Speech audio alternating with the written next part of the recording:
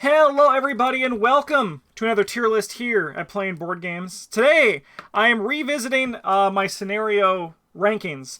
I'm going to go through, share any new thoughts on old scenarios and any new thoughts on new scenarios, and then I'm going to put them in a tier list.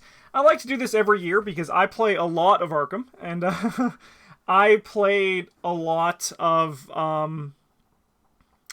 I've played a lot of these scenarios, so like my opinion actually does change quite a bit as it goes.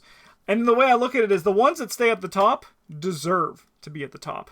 So before we get in, let's look at our tier list. We have one of the best. These are the scenarios that are, you guessed it, one of the best scenarios in the game. Of course, these are only my own opinions, and if you disagree, I don't know the polite way to say this, but suck an egg.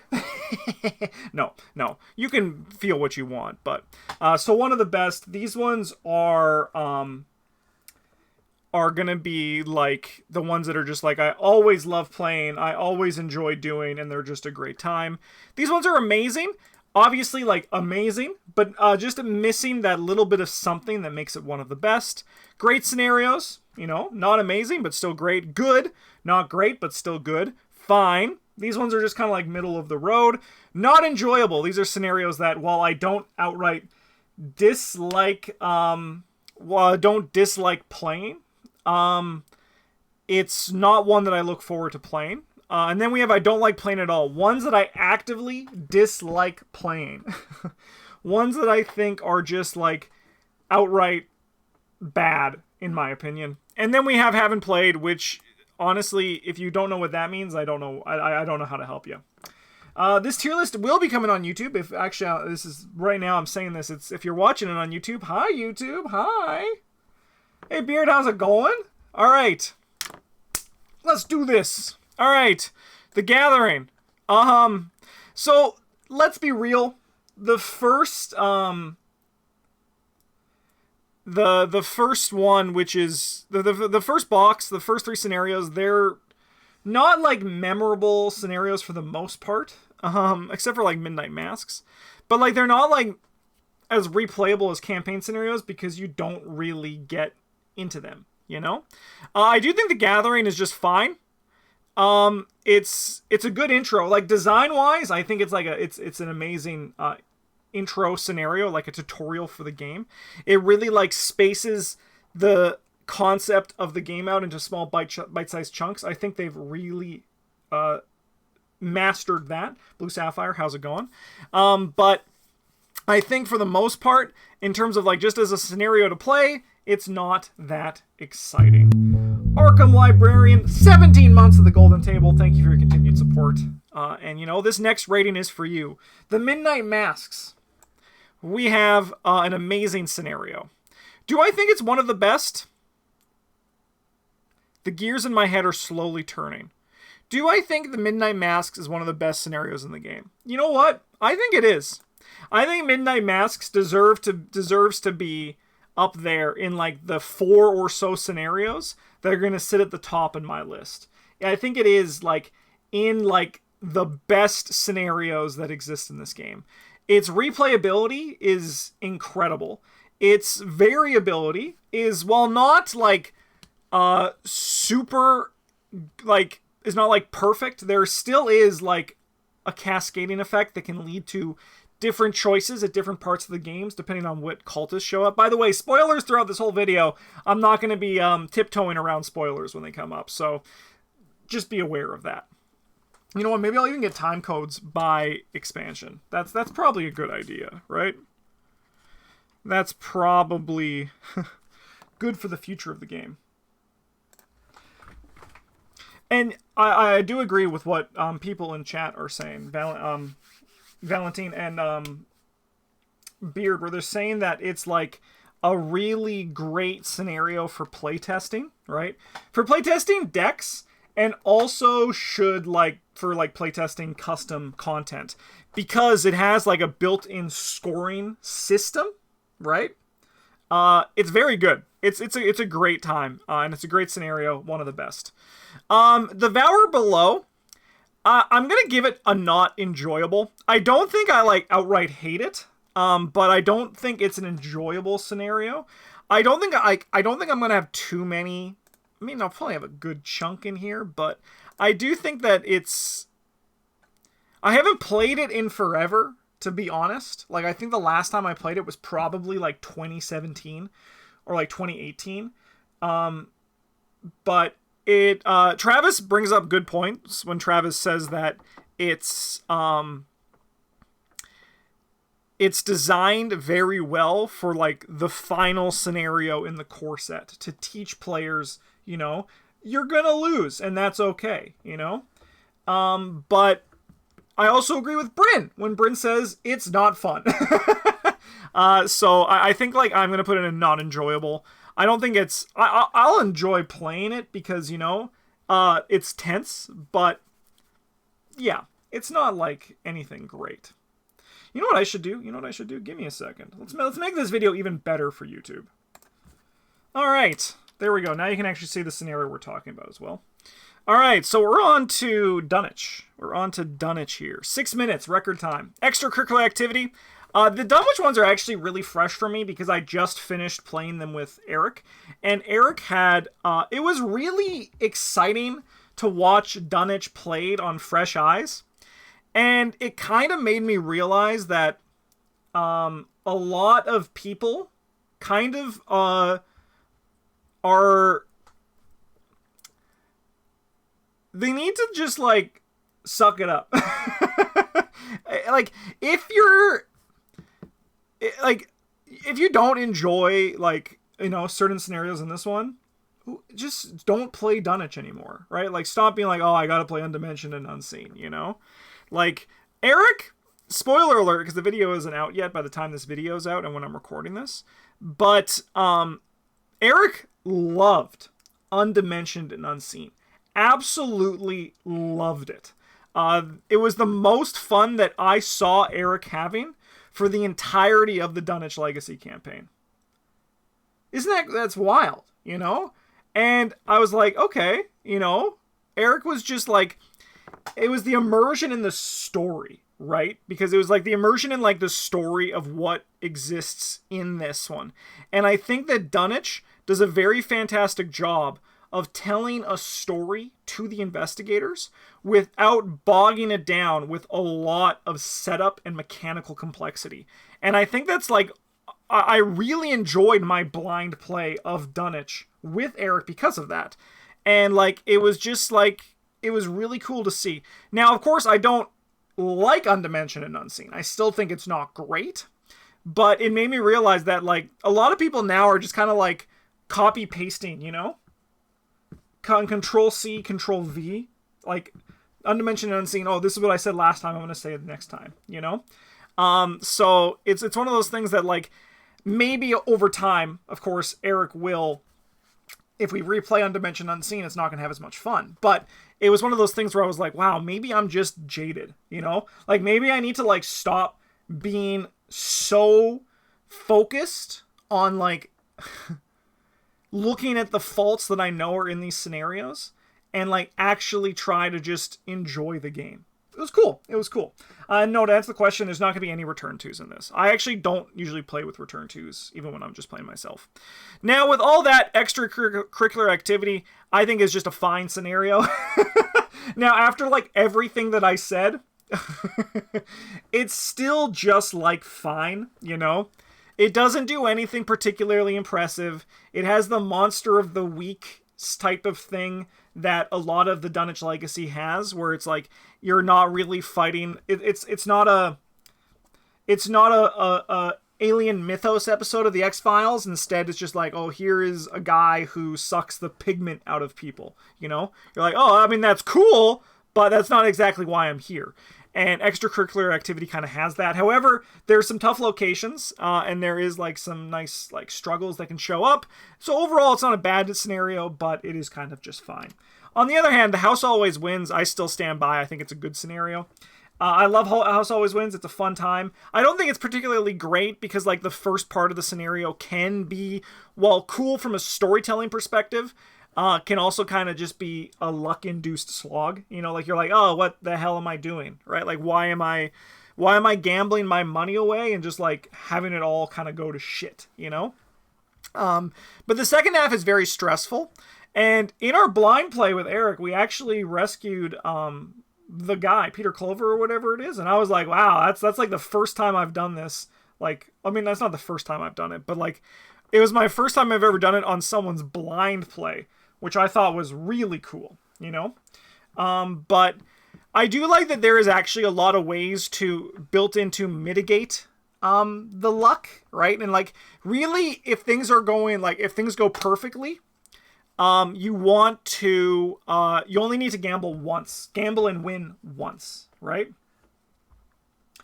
But it's one of those things where, like, in 3 players, it's easy to have someone take a drink, you know? If it's 2 players, it's a bit harder. But it's one of those things where you can also just, like, worst case scenario, if you want to, you can just cheat. A lot of people don't. I don't think I've ever actually cheated in a campaign. Holy hell, look at my freaking hand. I like the power of, like, Zeus in my hand right now. That's crazy. What the hell? Chad, you're gonna need sunglasses. I swear to God I go outside. I swear to God I go outside. It's gross. Anyways. Yeah, I think it's a good scenario. Miskatonic Museum. Okay. This one is probably my least favorite scenario in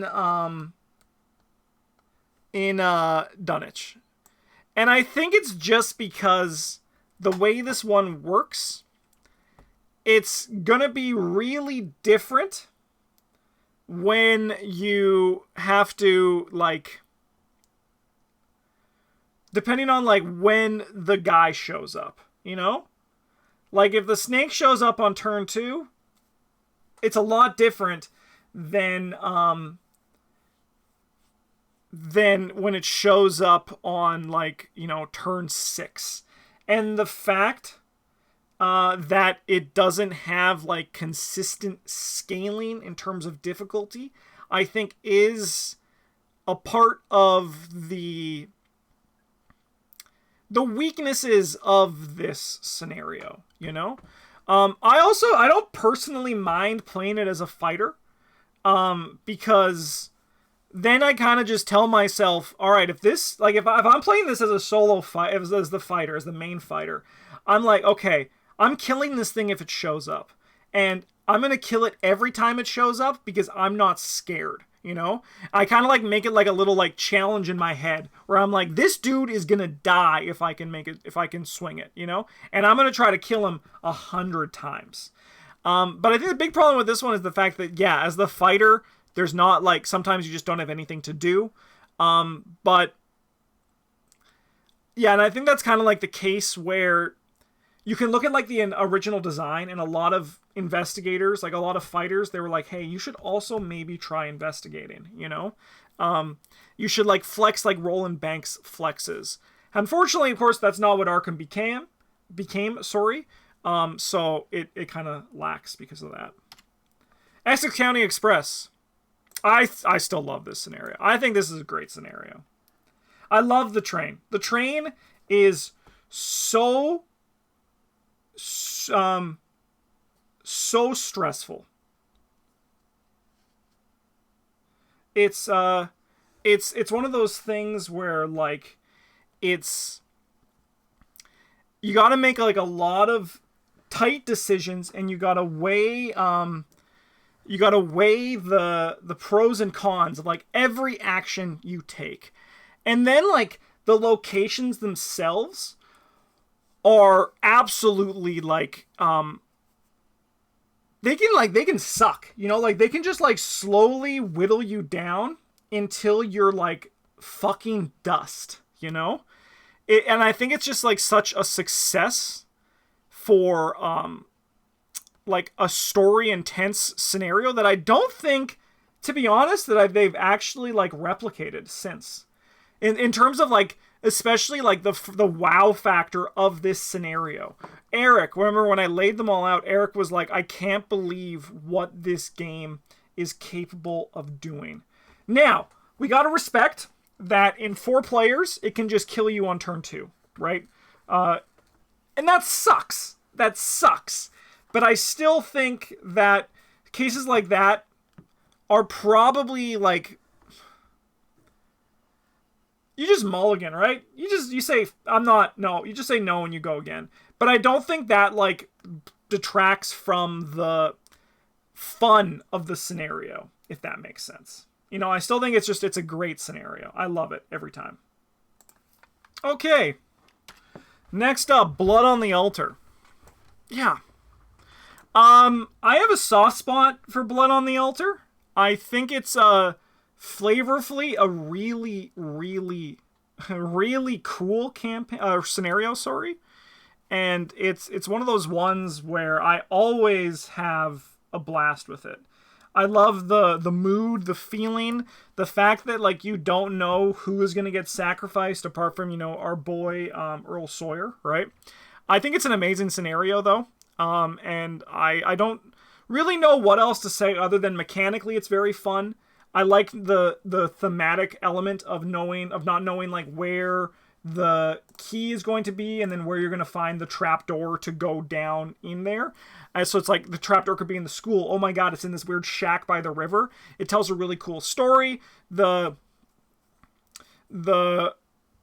struggle of being like, how do I deal with this guy? Do I get the clues? What do we do? I think it's a winner of a scenario. And I also love the fear of this card in particular. Where, you know, you could potentially have your own allies get sacrificed, which I think was a really cool mechanic that I would love to once again see more of. I'd love to see stuff like that. Undimensioned and Unseen. Okay, I know I talked a lot of shit against people who only Control-C, Control-V their opinions on Undimensioned and Unseen. But, I mean, I still don't, like, enjoy it. Mostly because of,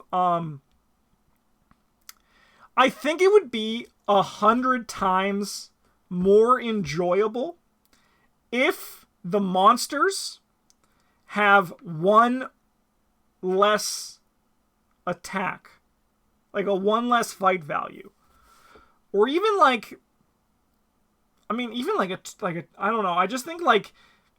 the fight value on the broods is so high. And it becomes one of those things where it's like kind of unreasonable, you know? And if it was like one lower, I think then everyone would be able to actually fight these guys, you know? And I mean, I did solo this as Finn Edwards back in the day.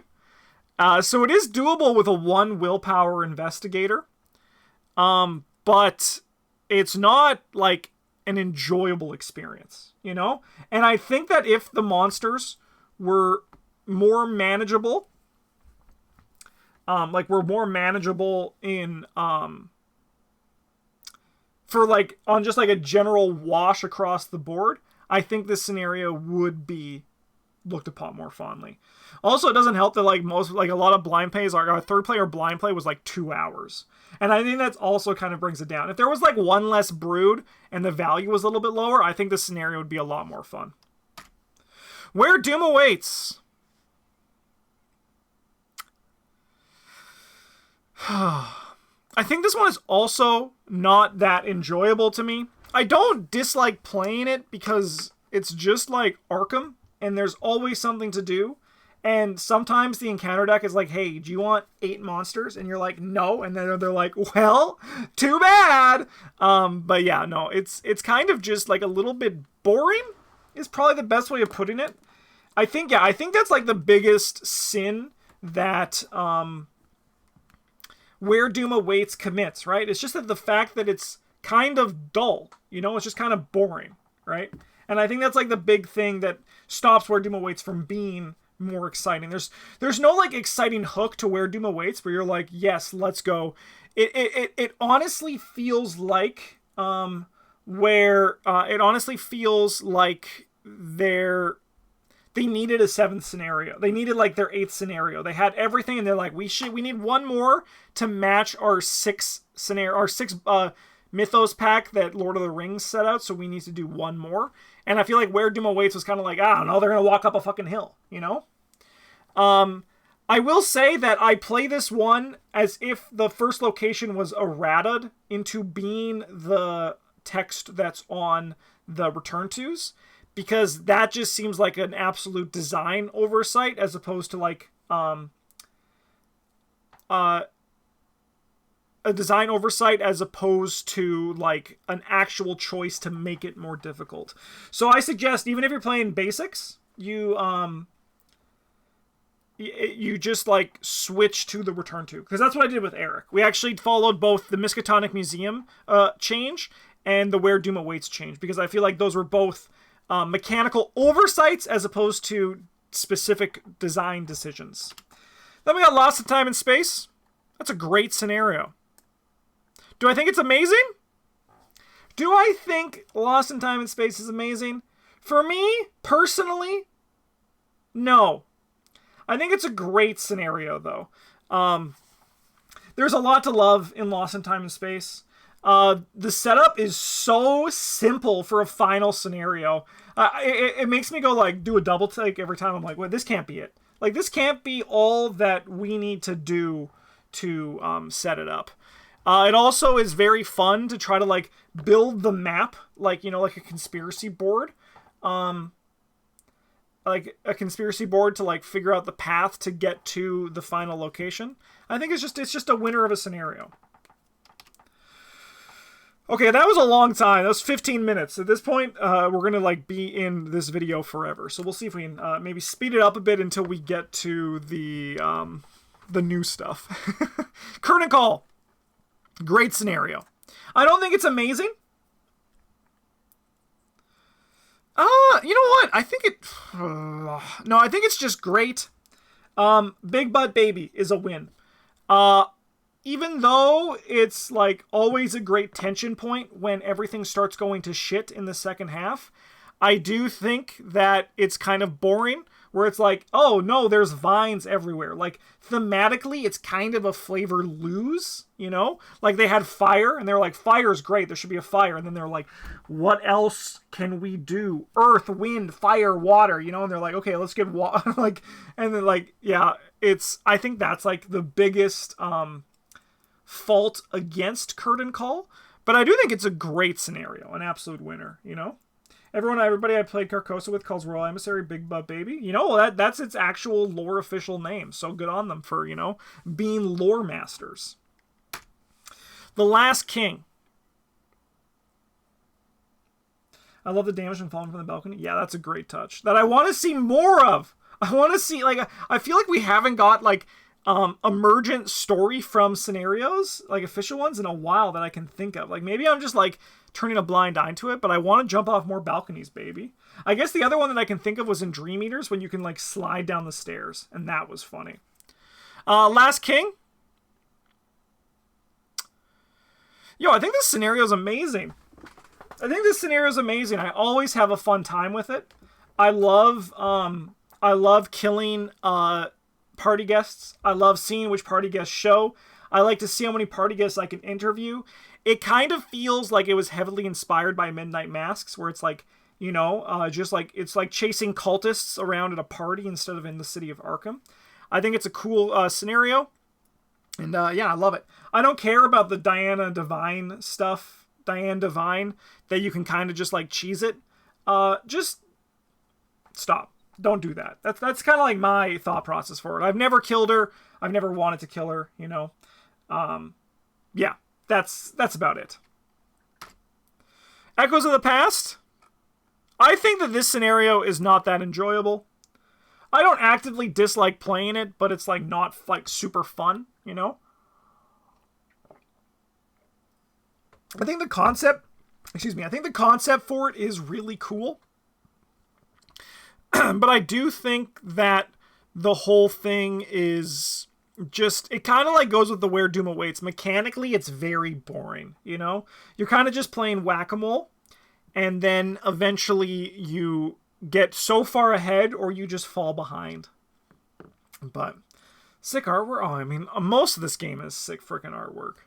The Dunwich Legacy box is still some of my favorite artwork they've made in the game. It's very good. They have such great artwork in this game. The Unspeakable Oath. Yo, this is one of the best. This one has routinely ranked as my favorite scenario in the entire game. And I don't think anything will change that. This is still my #1 scenario. The Asylum is, like, so freaking good, man. Like, it's just one of those things that it has so much working for it, you know? It has your first 2 setup turns before you get, like, locked in the Asylum. It has then the shift where enemies get shuffled to the deck. There's the fear of monsters. There's the fact that the deeper you go, the harder it's going to be to get out. The fact that, like, you know, it is potentially a scenario end for your character. There's just so much to love about Unspeakable Oath. And it is easily still my favorite scenario. I'm very scared to play this one with Eric. You know, especially with blind plays, but we're going to see how it goes, and I think it's going to be a great time. I think Eric's going to be like, what the heck, if any of us get, you know, left behind. CJM, 26 months at the Golden Table. Thank you for your continued support. It's been a while since I've played ARKHAM LCG, but take this Prime that's going to waste. I appreciate you spending your Prime on us. Much appreciated. All right. What's next? A Phantom of Truth. Yo, I think this is a great scenario. I don't think it's amazing. I think, like, I need to, like, have a pretty good gut instinct dividing line between amazing and great for me when it comes to, like, this list, just to have some, you know, solidarity within myself. But yeah, Phantom of Truth is still great.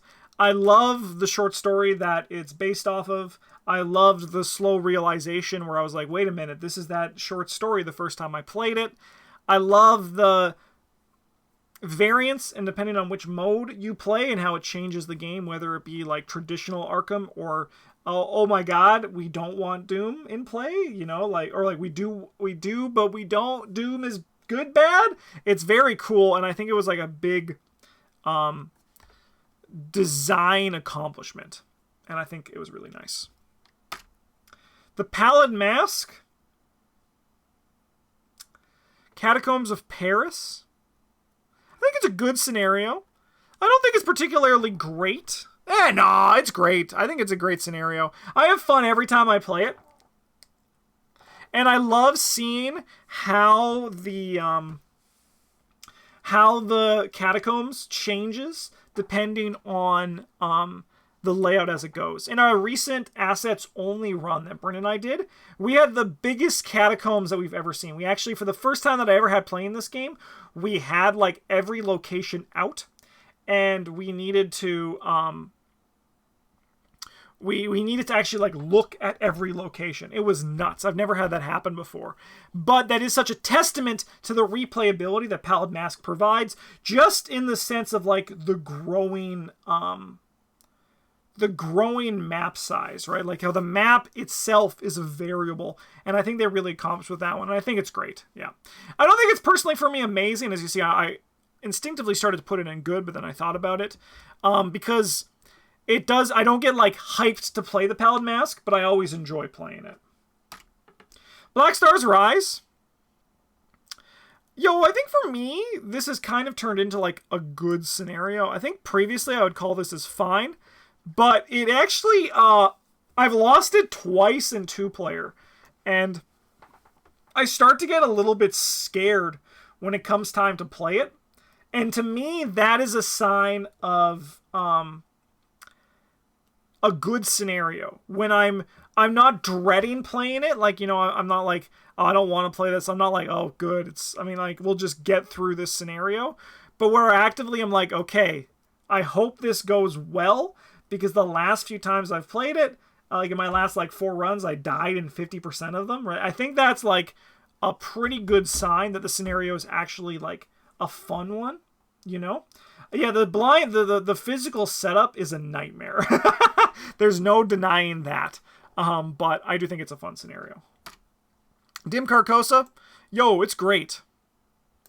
I think they had another really strong finish, and it's fun. I don't really have much to say about it. I just have a great time playing it, and it's stressful when H-word shows up, especially when, you know, you don't have a high brain on either of the investigators. So, what the hell? What's PayPal telling me I submitted an order for? Oh, okay. We're good. But yeah, Dim Carcosa, fun time. Yeah, playing it with Kelvin seems also really good. I enjoy Dim Carcosa, and it's a good closing scenario to a great campaign. All right. On to the Forgotten Age.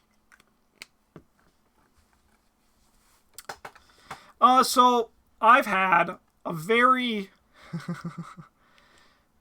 tough time with Forgotten Age recently. Me and the Forgotten Age,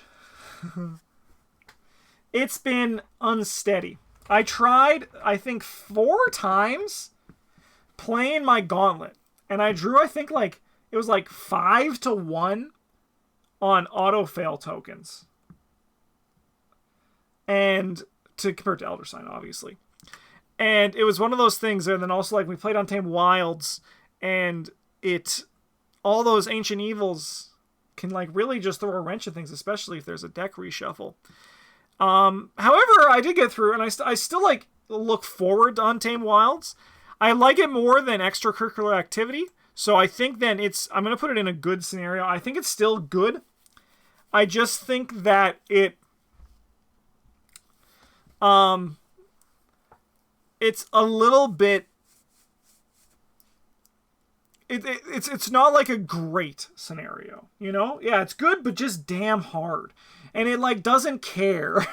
It doesn't care that it's going to be hard, you know? It's like, I'm going to kick you in the throat, but I think it's still just good. I can't put it down over here. Yeah, so I think, like, once again, like, this Dice Gods is saying this. I'm just going to echo what Dice Gods is saying in chat as well.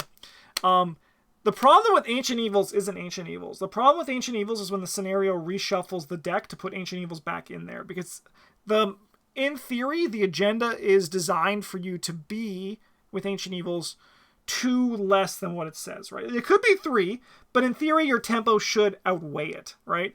Reshuffles, throw that whole thing out the window. And you actually see them do this with Edge of the Earth, with the Ice and Death, where it does not reshuffle. They did it! Yes, let's go! So this one still kind of has that old feeling where Ancient Evils, the reshuffle sucks. Alright, Doom of Edsley. I'm going to do something that I never thought I would do, okay? I think this is a great scenario.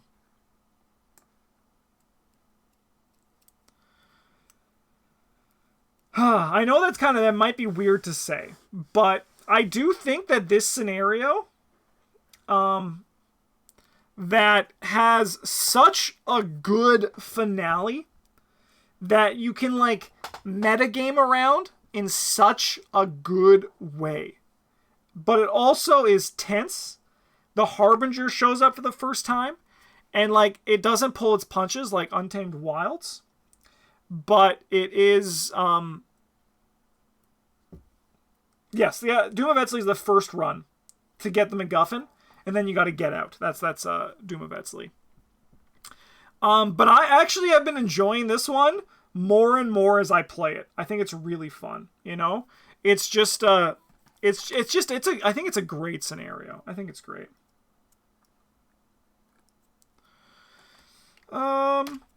Threads of Fate. Yo, I think this is the 3rd of 4 one of the best. It's basically just Midnight Masks. It's like you but different, you know? It's ARKHAM to its, like, most perfect amount. Setup sucks, but at the same time, I've now actually, like, had to set these games up physically, and it's not that bad. I mean, like, you play Frosthaven, and ARKHAM setup, while still clunky, Like, there's other board games out there with, like, more intensive setup. Like, I would argue that, like, for a lot of the time, a standard Dominion setup is about on par with what you need to do for Threads of Fate. I know that might sound crazy, but it's just to, like, getting a lot of cards, putting them in stacks. That's just Dominion setup. So, like, I don't think that, like, setup for it is enough for me to bring this one down. However, the gameplay for this one is absolutely incredible. I love it. I love it. It has now become my go-to, like, testing scenario. Like Midnight Mask, it's really good for that. But it's just, I think it's, like, even a bit better than Midnight Mask. I think the replayability is a tiny bit higher for this one, because of just that there's, like, more moving pieces for it. And the return to, if you do play it, only adds more moving pieces, which is even more fun. Boundary Beyond. I don't like playing this one at all. I just don't think it's fun. I don't think it's fun, and I don't think there's, like, something that makes it, you know, at least, like, okay. I don't like Boundary Beyond, and I don't think I'm ever going to like Boundary Beyond. And I played Boundary Beyond where we got 4 locations.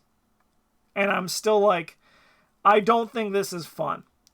Does it become better with the Return to Explore rules? Definitely. The big problem with level 0, with base level 0, with base Boundary Beyond is the fact that you can do one of the explore actions that hurts you and then draw a treachery card and just be like, oh, thanks. You know? I did all this bad stuff and then my explore action failed and I need to do the bad stuff again. And that sucks. That sucks. Heart of the Elders Part 1. I don't like playing it at all. This is definitely like the dark ages of the Forgotten Age. Yeah. You know, and I don't like have fun playing Heart of the Elders because I just know that I'm probably gonna have to just, like, my run is gonna have to recycle because we're gonna run out of time. So you can never get, like, emotionally invested in a run in Heart of the Elders, and not to mention you can just, like, in theory, after your first attempt at it, where you get, like, the bonuses from, like, the before setup, you get to, like, you can just, like, mulligan forever. Do I think it would be better if you got the stuff that happened during the before setup? Because, like, there's the stuff that happens, like, before setup, where you can, like, start with Ishtaka and play, or something, like, start with the Expedition Journal and play, etc., etc. Do I think those should have been looped in setup? Yes, 100%. And I think those small little things, like Undimensioned and Unseen, those small changes would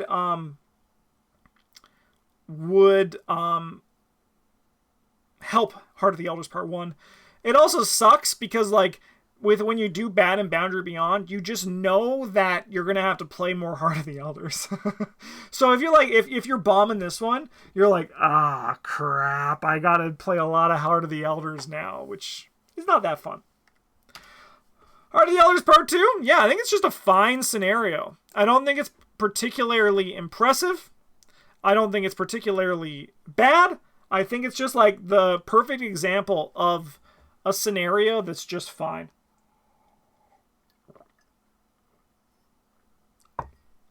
Yeah. Yeah. It's just fine. It's like a worse Doom of Etsley, but, I mean, Heart of the Elders is the worst Untamed Wilds, like Part 1, so it just kind of makes sense. It just kind of makes sense, doesn't it? The City of Archives, once again, probably the most controversial scenario in the game, apart from maybe Essex County Express. I think City of Archives, I still love the hell out of it. I still think it's great. I still think it's a great scenario. It's really fun. It's really stressful. There's a lot to play around with it, you know? Like, there's a lot of ability that you have to control it more than you think. I said it in the past, but I'll say it again. If you're, like, it's okay that they take away some of the good stuff for one scenario. It's a 9-part campaign. You have 8 other scenarios to play with your fun stuff, you know? Just play with your fun stuff in those 8 other scenarios and just play this one. Just do it, you know? It's one of those things where I wish they would do more of, because I think that it's like the investigator altering stuff I think is really fun. I understand that the design space for it is very small, but I do like what it does. And I do like that I just think it's fun. I just always have a fun time playing it, and it's like where is it? Black Star's Rise, where it's the fun kind of stress, you know, where I'm like, oh, okay. City of Archives, is this going to be is this gonna be it for me? Like, am I gonna have someone turn into a Yithian? Because I actually recently had someone turn into a Yithian. However, I agree. Someone in one of the comments pointed out in that video that I did not turn into a Yithian because of the scenario. It was my own fault that I lost the scenario because I got stuck in a map the area loop, which I think was totally valid. And looking back, it was 100% on me. Because if you could, like, the objectives are actually relatively simple to get 5 of 6, you know? Like, staying as a Yithian is quite hard in this scenario. And the numbers are balanced around it, you know? I think it's a great scenario. I love it. I understand and respect if people think less of it. You know, I get it. You know, it's not for everybody, but it is for me.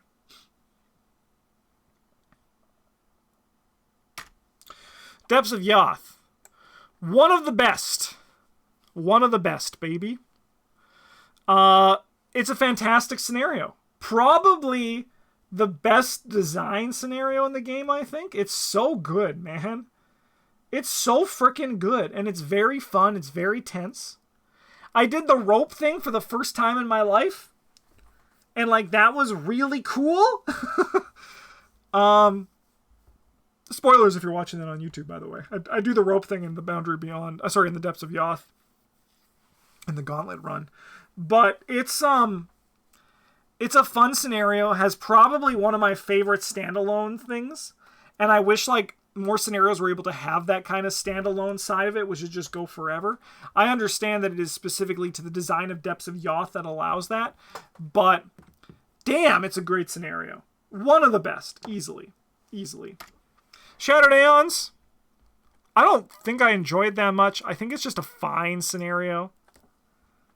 I don't think it's bad. I think I enjoyed enough that it's playable, right? Like, I don't think it's down here with these ones, but it is one of those things where I just... I don't really enjoy it. I think it's like easily the weakest finale that we have so far of what we've seen. And it doesn't exactly... There's just nothing in it that makes me be like, yes, I cannot wait to play Shattered Aeons again. You know? It's just lacking that little bit of juice. Disappearance of the Twilight Estate. I don't like playing it at all.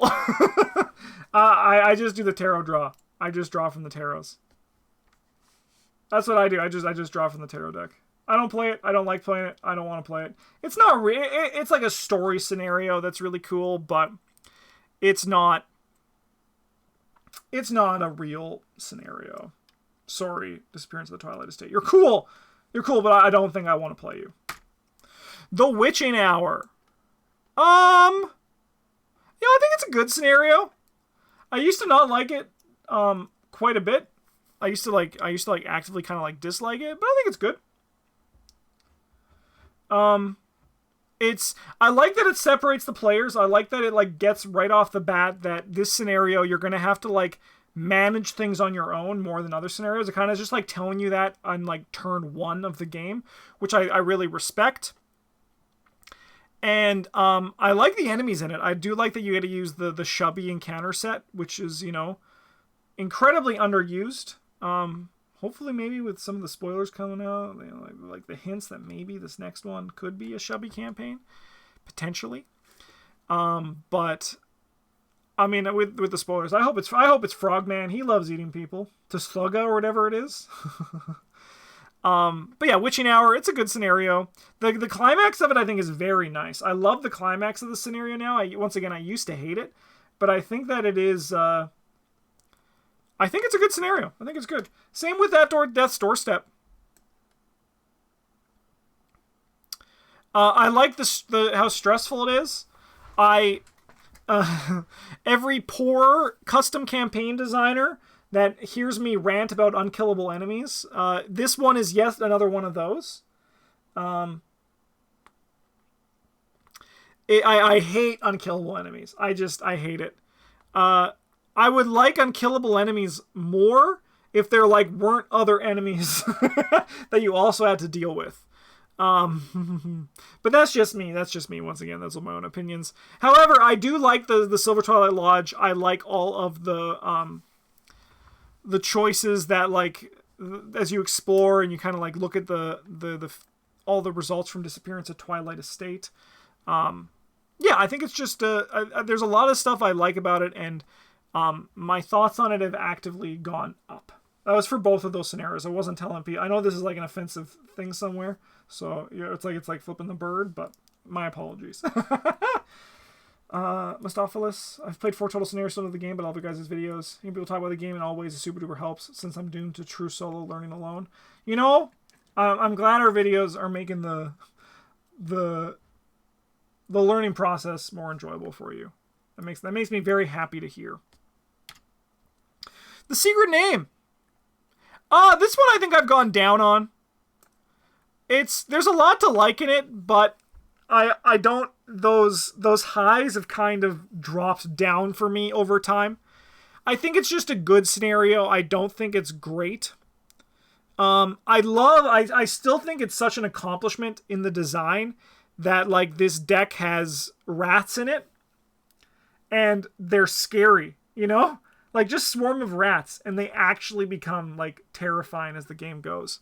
I think that's such a huge accomplishment in terms of the design. I say that every time for the Secret Name because it's true. Nothing's changed that.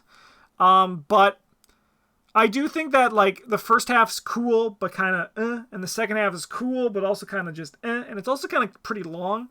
And I don't think I enjoy the climax of the scenario that much. When Nahab shows up, I don't know if I enjoy that anymore. I think it's kind of just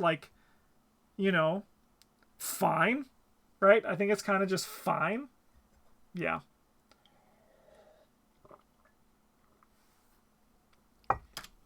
Wages of Sin. I don't like playing it at all. I do not like Wages of Sin. And it's mostly because I don't like the mechanic of, here is big enemy. You must kill them. But you need to kill them in a very specific way, you fucking nerd, It's one of those things where, I don't like that. I also, don't get me started on the card that says, when you flip it over and read it, ignore the text on the other side. And then you flip it over, and it says, if you read this by flipping it over, it attacks you. What? How does that make sense? How is this thing attacking me when I've been told to ignore the text on the other side? How does that work? And why is it okay? Why am I the only person that this makes sad? It makes me, it doesn't make sense. It hurts me. I don't get it. Why? That's so sad, isn't it? It's just so sad. I don't get it. It makes me sad. It's meant to cause... It's the true Eldritch Horror. It's meant to cause insanity damage. Yeah, it is the true Arkham Horror. It just doesn't make sense. It makes no sense. So, yeah. For the greater good? More like for the gooder good. I think it's still just good. Yeah, it's it's a cool scenario in an otherwise like good campaign, but it's just kind of like, it's fun, I think, like the first 4 or 5 times, and then afterwards you're like, okay, we're here again. And then sometimes you just win and you're like, oh, that's cool, I won. And then sometimes the monster shows up and you're like, oh, this is gonna be a bit trickier. But it is like a really, I think it's like a very fun, flavorful campaign. Sorry, flavorful scenario. And I like the way that it can change depending on how you approach it and how like the previous choices go. I think that's really cool. And I kind of like miss stuff like that. But after playing it more and more, I'm kind of just like, it's good. I don't think it's like particularly great though.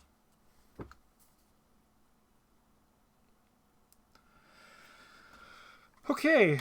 Union and Disillusion. I don't think this scenario is that enjoyable. It's just kind of boring.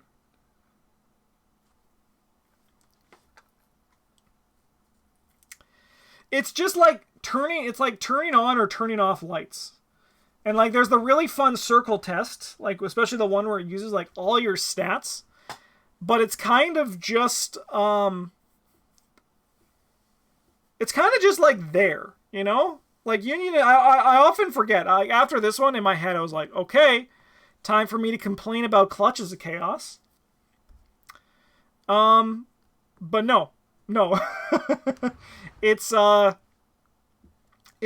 Union and Disillusion. It always shows up. Bringing back the Friendos is cool. Yeah, I mean, that is neat. But it, honestly, if it could have happened in an interlude. And it probably would have stuck with me the exact same way. Great art, though. Great art. I love the art on the Mythos pack for that one. I think it's kind of just fine, though. Below fine. Not enjoyable. I don't know. Not big on Union and Disillusion. Not big on Circle Undone still. That's what I'm realizing. When I was coming in, this is like, maybe Circle Undone I'll feel a little bit better about. No, apparently not. Clutches of Chaos. I don't like playing it at all. I don't like it. I respect what the designers did. It actually feels like where it's kind of like City of Archives, where it's like, play the game I want you to play. And I can understand if people like that game. I don't. You know? I don't want to play Pandemic and ARKHAM, as Bryn always says. You know? I feel like they took lessons from Clutches and Chaos and made ARKHAM Horror 3rd Edition. Yeah, there actually is quite a bit of similarities there, huh? I mean, ARKHAM, I actually like the mechanics of ARKHAM Horror 3rd Edition, because it's a separate game. It's not ARKHAM. It just, the times that I've done the best in Clutches of Chaos, I don't like play my deck. And I know you're, once again, I can already feel the comment being like, Justin, but don't you not get to play with your cards that you want to play with in the City of Archives? True. You do have to sacrifice some of the cards in your deck to play City of Archives. But you also just get to, like, take a basic investigate action. You get to fight with a weapon that's in your deck. If you have a machete, you get to cut something up with it. And I feel like I don't get that at all when I'm playing in the Clutches of Chaos.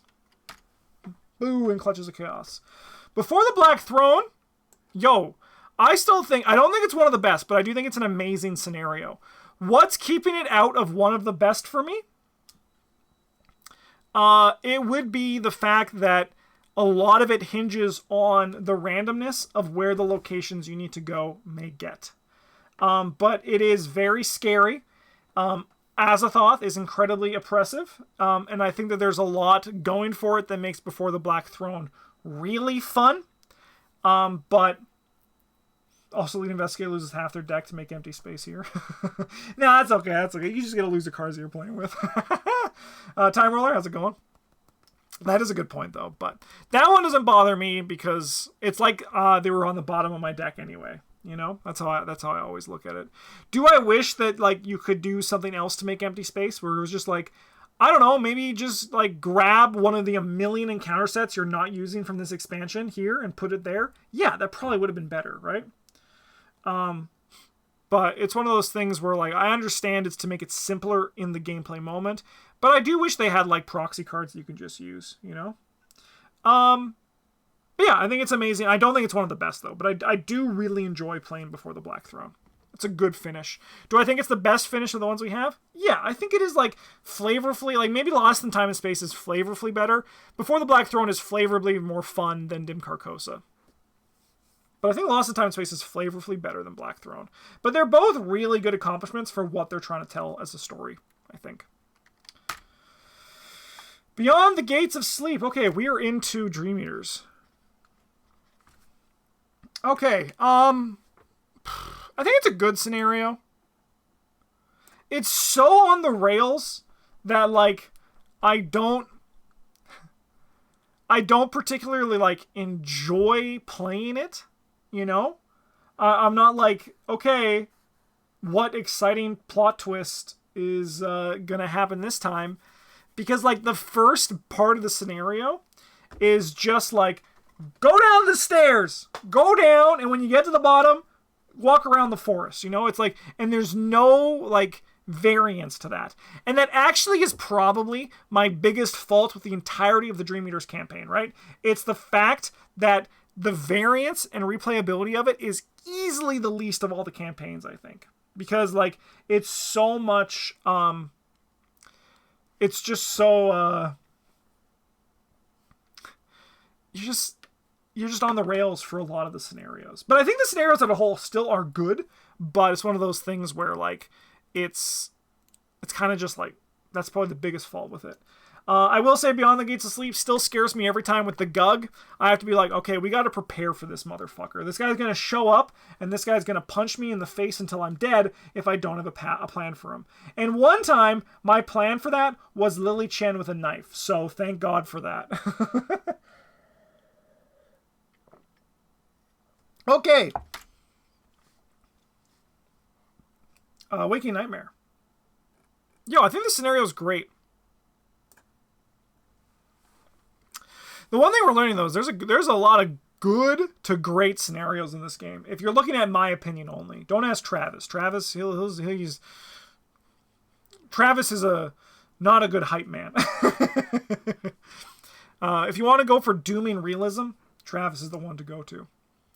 If you want to go to chaos, it's Brent. If you just want to go to the guy who's happy, you know, on the surface, it's me. But Waking Nightmare, I love this scenario. I like the infestation bag, even though it is incredibly clunky. But is there a specific word for anti-hype? I like to call it realism. That's what I like. That to me is like the opposite of hype. It's just like being realistic. But there's a lot of cool stories that come out with this one. It has the jumping down the stairs. It has the basement of the hospital. It has like such a unique difficulty curve, which I actually think is so it goes like this. It's like, oh, difficulty. Oh, look at that. We're going to win. And while I can see that people might argue that that kind of difficulty curve is boring, I think that sort of difficulty curve is actually really realistic and a good reward for your players. And I think difficulty curves like that shouldn't be common, but they should be, like, welcomed more.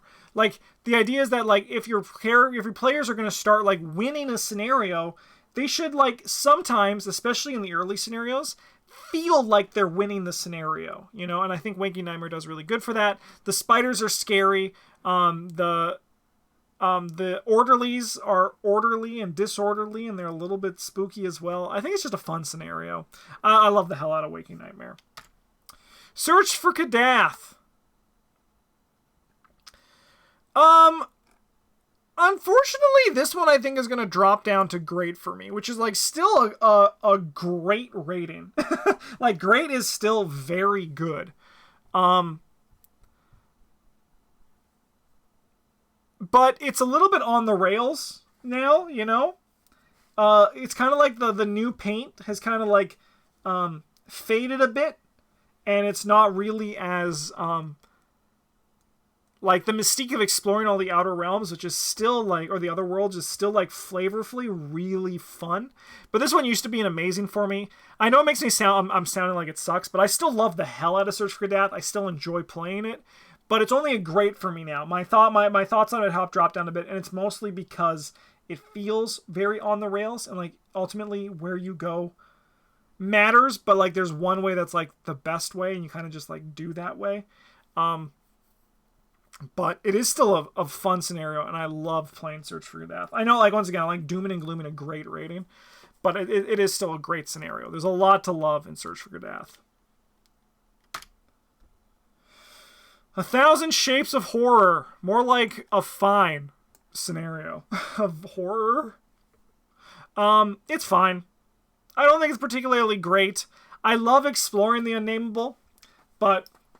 you heard me. You know, I hate unkillable enemies. This is probably the one that's, like, realistically, the best one. The best type of unkillable enemy, because you actually don't need to fight it until the end. And even then, you're not looking at fighting it. In theory, by the time where you actually need to interact with it, you get to, like, it's easier to interact with. I would love it if, here, one second, I just need to remind myself on this guy, because he just gets weaker, right? That's like all the text on him. The unnameable. Oh, I want player cards. Alright, fine, I'll do it the hard way.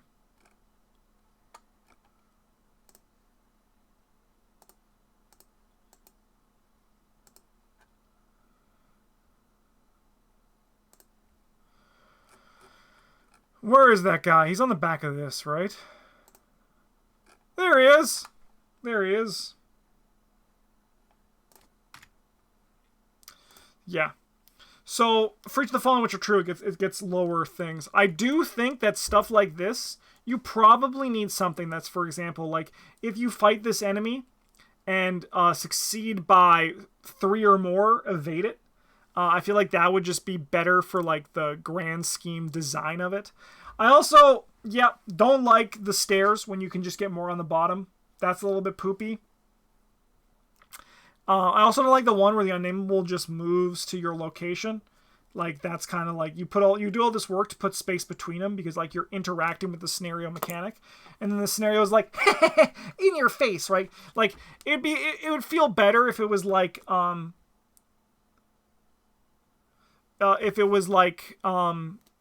balanced around that, you know, like if it was like, it wasn't like a full, like, here you lose 4 actions, around here you lose 2 actions, like he moves a bit closer. I don't know. Just like small things that keep it from being good to me, you know? The test your lowest skill can also shoot blind runs in the face. That is true. That is true. I do think that's actually, like, I'm even guilty of it. I do think that a lot of players build their decks to optimize around 2 stats. And I really wish the game would punish players more for doing that, because I feel like it'd be better if,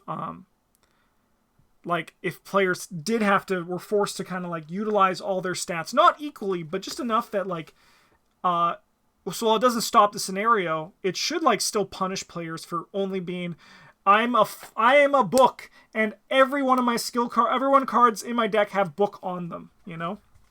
But that also kind of comes into, it's a more complicated discussion point than just right now.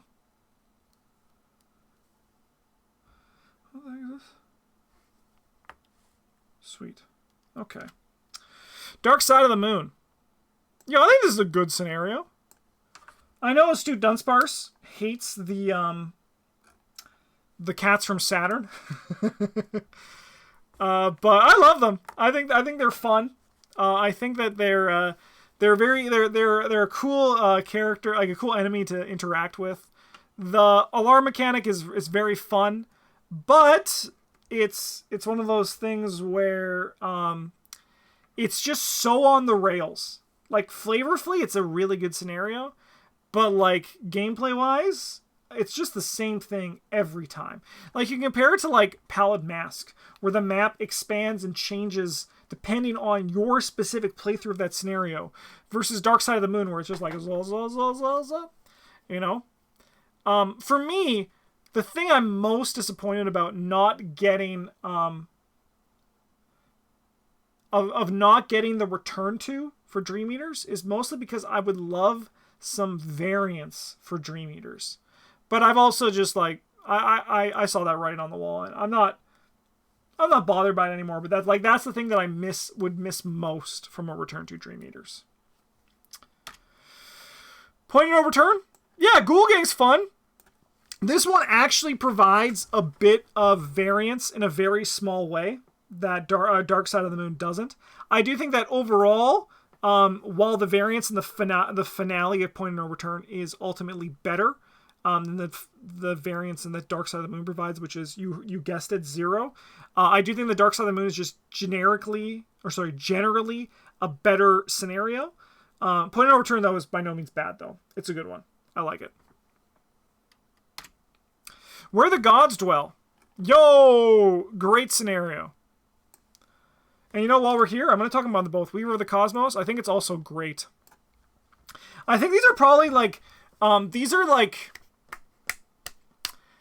they feel the most like you're playing a video game for its finale. You know, between Weaver of the Cosmos and Where the Gods Dwell.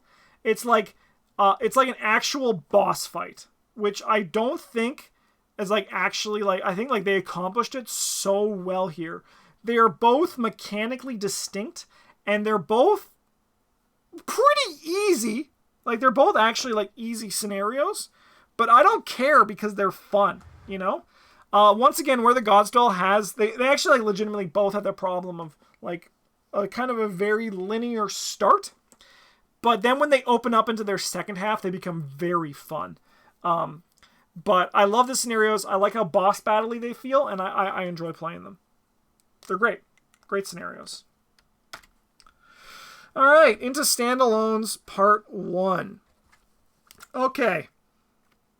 I don't like Standalones, for the most part. I'm not, like, super hype on them, you know?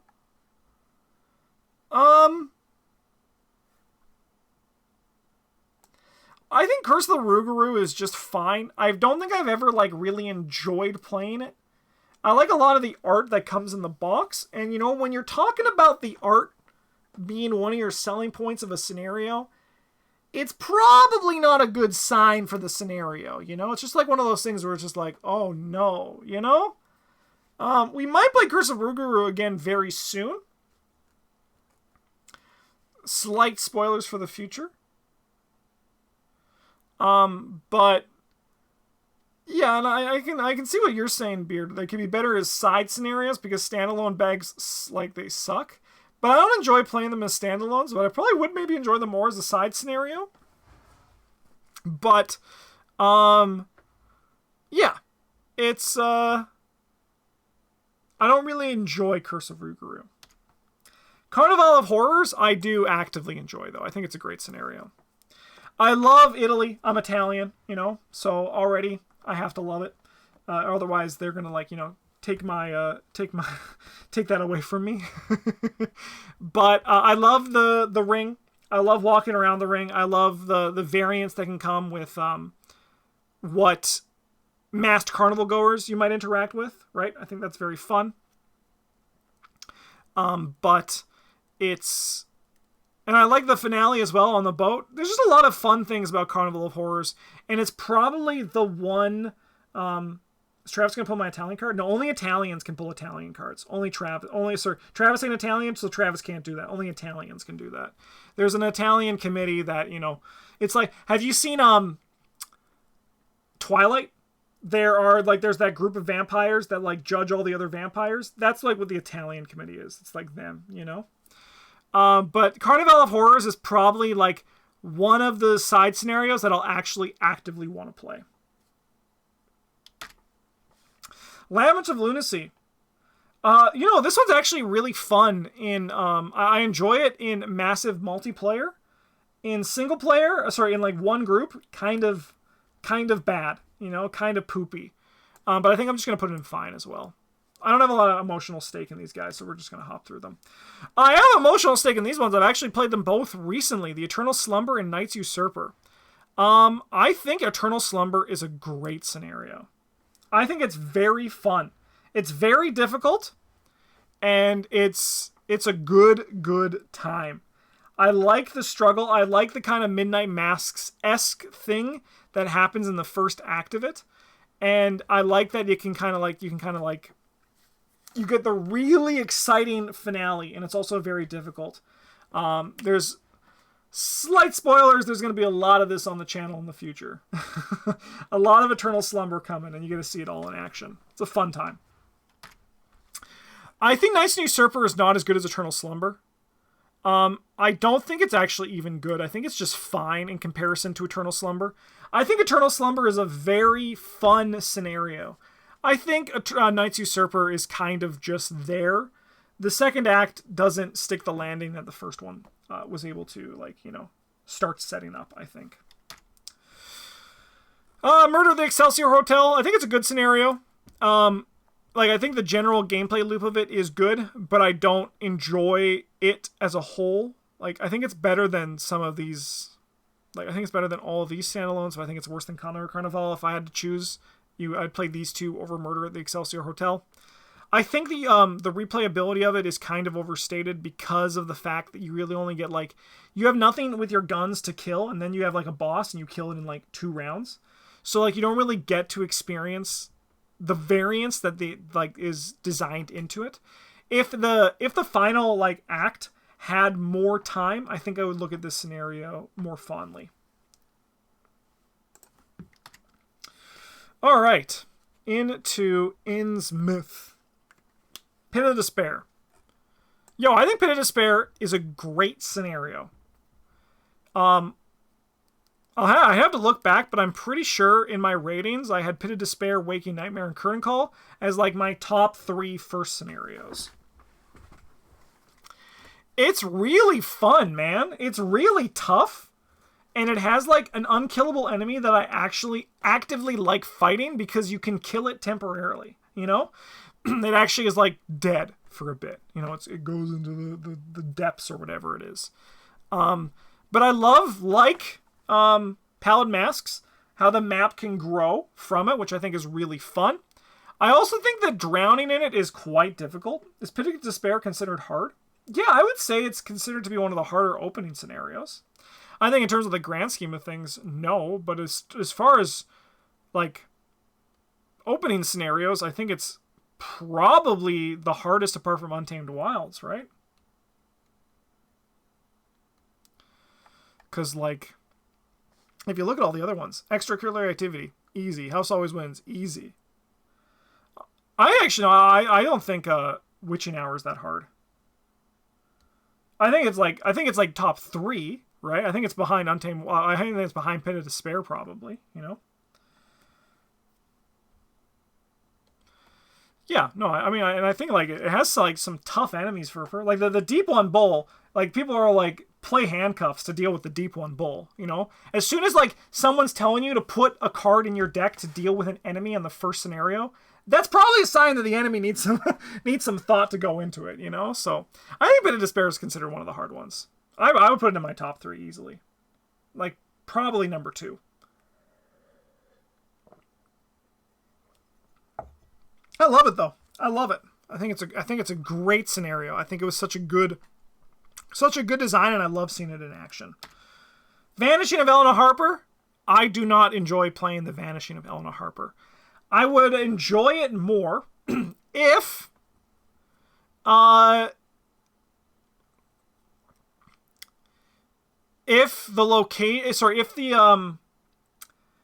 suspects had victory, the Cluedo part of it is not exciting, but it's a thing that you can do. But it's one of those things where, well, you have to do it, but you can do it and you're this is fun. But it's one of those things where, because the fact that you might hit a suspect, you're okay, good, I made some progress, but I would rather hit locations. And I think for the scenario to be good, it would be better if, each hit was equal, right? And I understand maybe they didn't want to have the suspects have victory because they come back in a later scenario. But it's one of those things where I think the game would have been better if they just gave you one additional victory at the end. Just would have been better.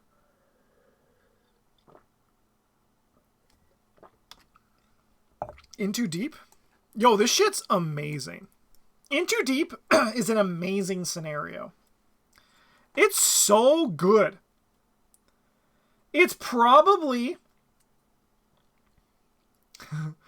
the scenario in ARKHAM where I've seen it happen many times, where it goes from everything is fine to holy shit, we're gonna die in like an instant. In like an instant, it's over, you know? Yo, the unofficial return will give you your XP for suspects. That's sick. I actually think I'm starting the return to on Tuesday this week coming up, and I'm very excited for it. But In Too Deep's just an absolutely killer scenario. It's one of those things where, like, when you're setting it up, it feels mechanically dense, but it's actually quite simple. And it's so fun. And there's, like, for having a map be, like, set up for you at the beginning, like, to have a map set up for you at the beginning, but it feels so different to how the scenario evolves, I think is a big accomplishment. I've lived through Into Deep one time. It was during the saving of Earl Sawyer play-along challenge. Oh, that extra foot from Earl Sawyer really came in and saved you there, didn't it? I'm going to give you a new version of it this weekend. Sounds sick. I'm very much looking forward to playing it. Devil Reef? Oh, yeah, I think it's good. I think it's above fine. I think it's a good scenario. I enjoy playing Devil Reef. I like the exploring the islands. I like getting in the boat. I like the one time as Silas where I actually swam, which I think was very fitting for Silas. Yeah, but I don't think it's like there's anything in it that particularly makes it, you know, makes me like super hyped to play it. You know, I'm like, yeah, it's fine, but it's also like better than fine. You know, like it's good. It's a good scenario. Horror and High Gear. Okay. You know, I think I'm gonna give it a higher rating than I ever gave it before. In the past, it would be down here, but honestly, it's fun. It's a fun scenario. It's a fun scenario. I like it. I have fond memories of the time where I was Will Yorick, and I was in my car by myself, and like every challenge that came up was terrifying, you know? Or was it the time? No, it was Wendy was driving alone, you know? It is like, I know it's like the definition of on the rails, but there is a lot to it that actually makes it, you know, fun, right? Like gives you some variance. It is just the biggest knock against it still is that like there's only one way to play it, and that's to just never press on the gas, you know? And that's kind of sucks. But I do think that it makes, as a whole, the whole scenario fun when you just play it the way that they want it to be played. A Light in the Fog? Yo. That's an amazing scenario. I don't think it's the best in Innsmouth. I think that's probably still In Too Deep as a whole, but I love A Light in the Fog. I think it's one of the best ones that come out in a while. And it's just like, oh, damn, it's good. Damn. I love the horror movie feel when you're like, you go downstairs and then eventually you're locked down there. Oh, damn, that's so sick. What a cool scenario, huh? I love the hell out of Light in the Fog. I like Osiris Marsh. He is killable. Even though he comes back, you know? A Light in the Fog is Innsmouth Unspeakable Oath, and I mean that in all the good ways. Hell yeah, actually, you know, 100%. I never thought of it that way, but it is actually, it feels very similar to Unspeakable Oath. That is 100% true.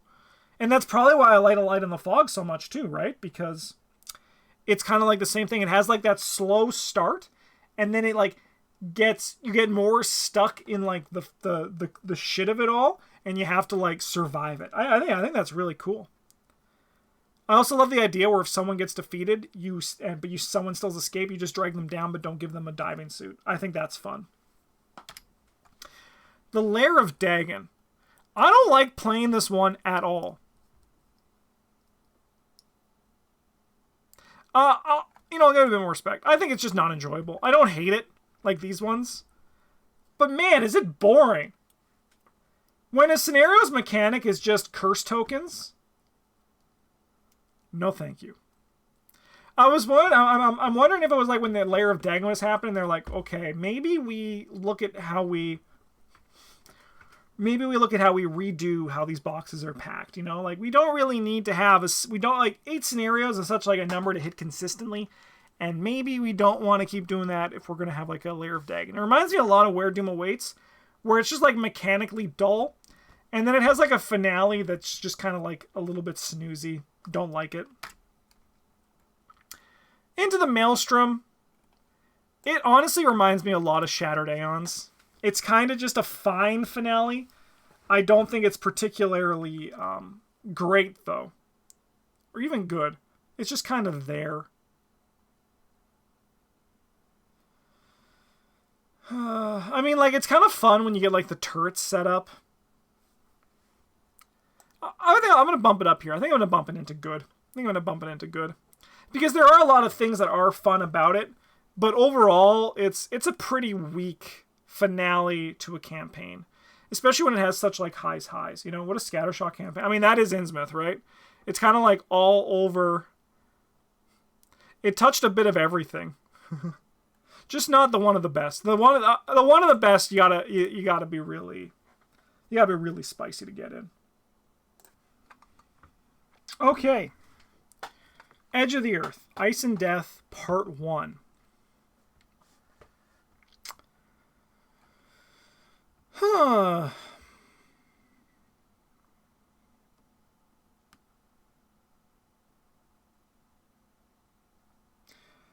These ones are going to be tough, the Edge of the Earth ones. Because I think overall, I don't dig Edge of the Earth, And like this is like a lot of new stuff where like these ones I've played a lot of times. I've probably only played like Edge of the Earth, I think like 4 or 5 times now. So, like, it's hard to know exactly what I feel for these. But I still think overall, like, take out the lower replay value that Ice and Death Part 1 has because you kind of, like, know the path you need to take. I still like it. I still think, like, I'm not, like, dreading playing it. It's fun enough to like it's just like basic ARKHAM, but I think it's better than fine. Like I think if I had the choice between Ice and Death, I'd play it over like any of these ones. So I think like it's a step above them. Ice and Death Part 2 on the other hand, I think is great. I love Ice and Death Part 2, and it's mostly just because of the flavor that comes with it.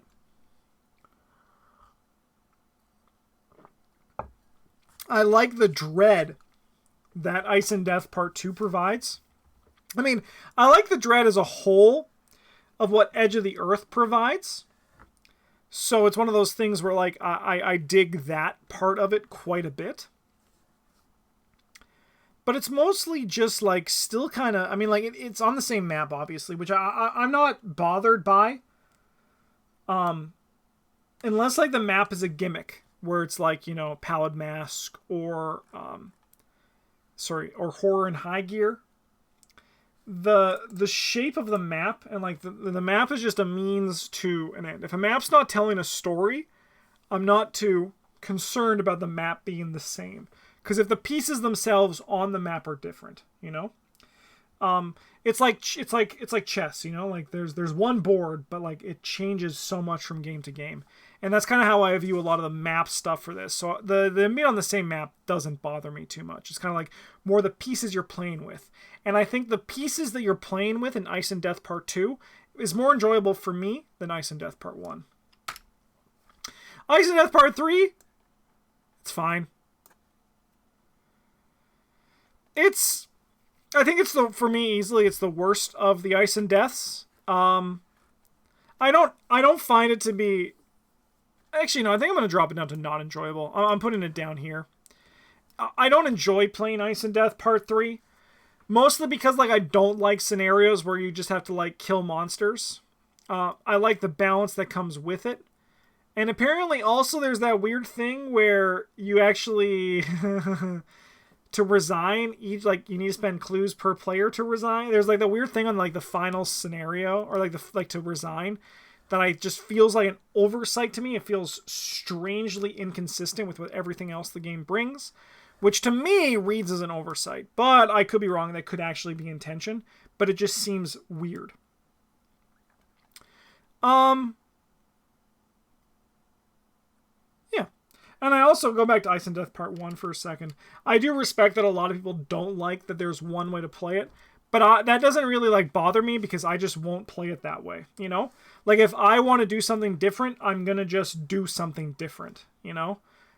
Especially for something like, for me, that's as minor as Ice and Death's Part 1 thing, it doesn't really matter in, like, the grand scheme of it. So I'm okay with, like, bombing it and, like, going on a lower shelter location or a different shelter location than usual, just to, you know, give me some interest. But it does understandably knock it down for some people, and even probably keeps it from being great for me.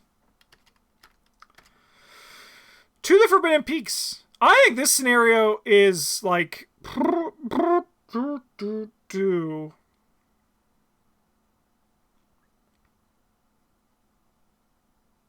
it's great.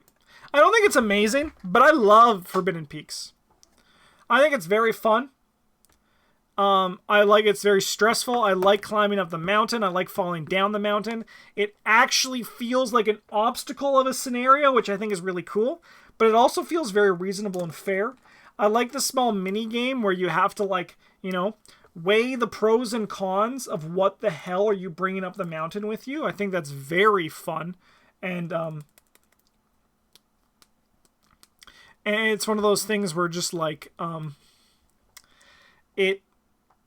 it has like a perfect setup to everything you've done in Ice and Death Part 2. You found all this gear, but that gear's not yours. You actually need to like do the obstacle of bringing it up the mountain.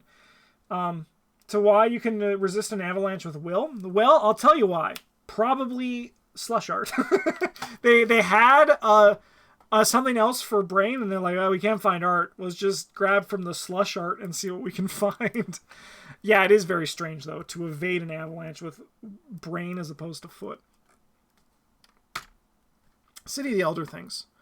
I think recently I would have called this one great, but I think it's just good.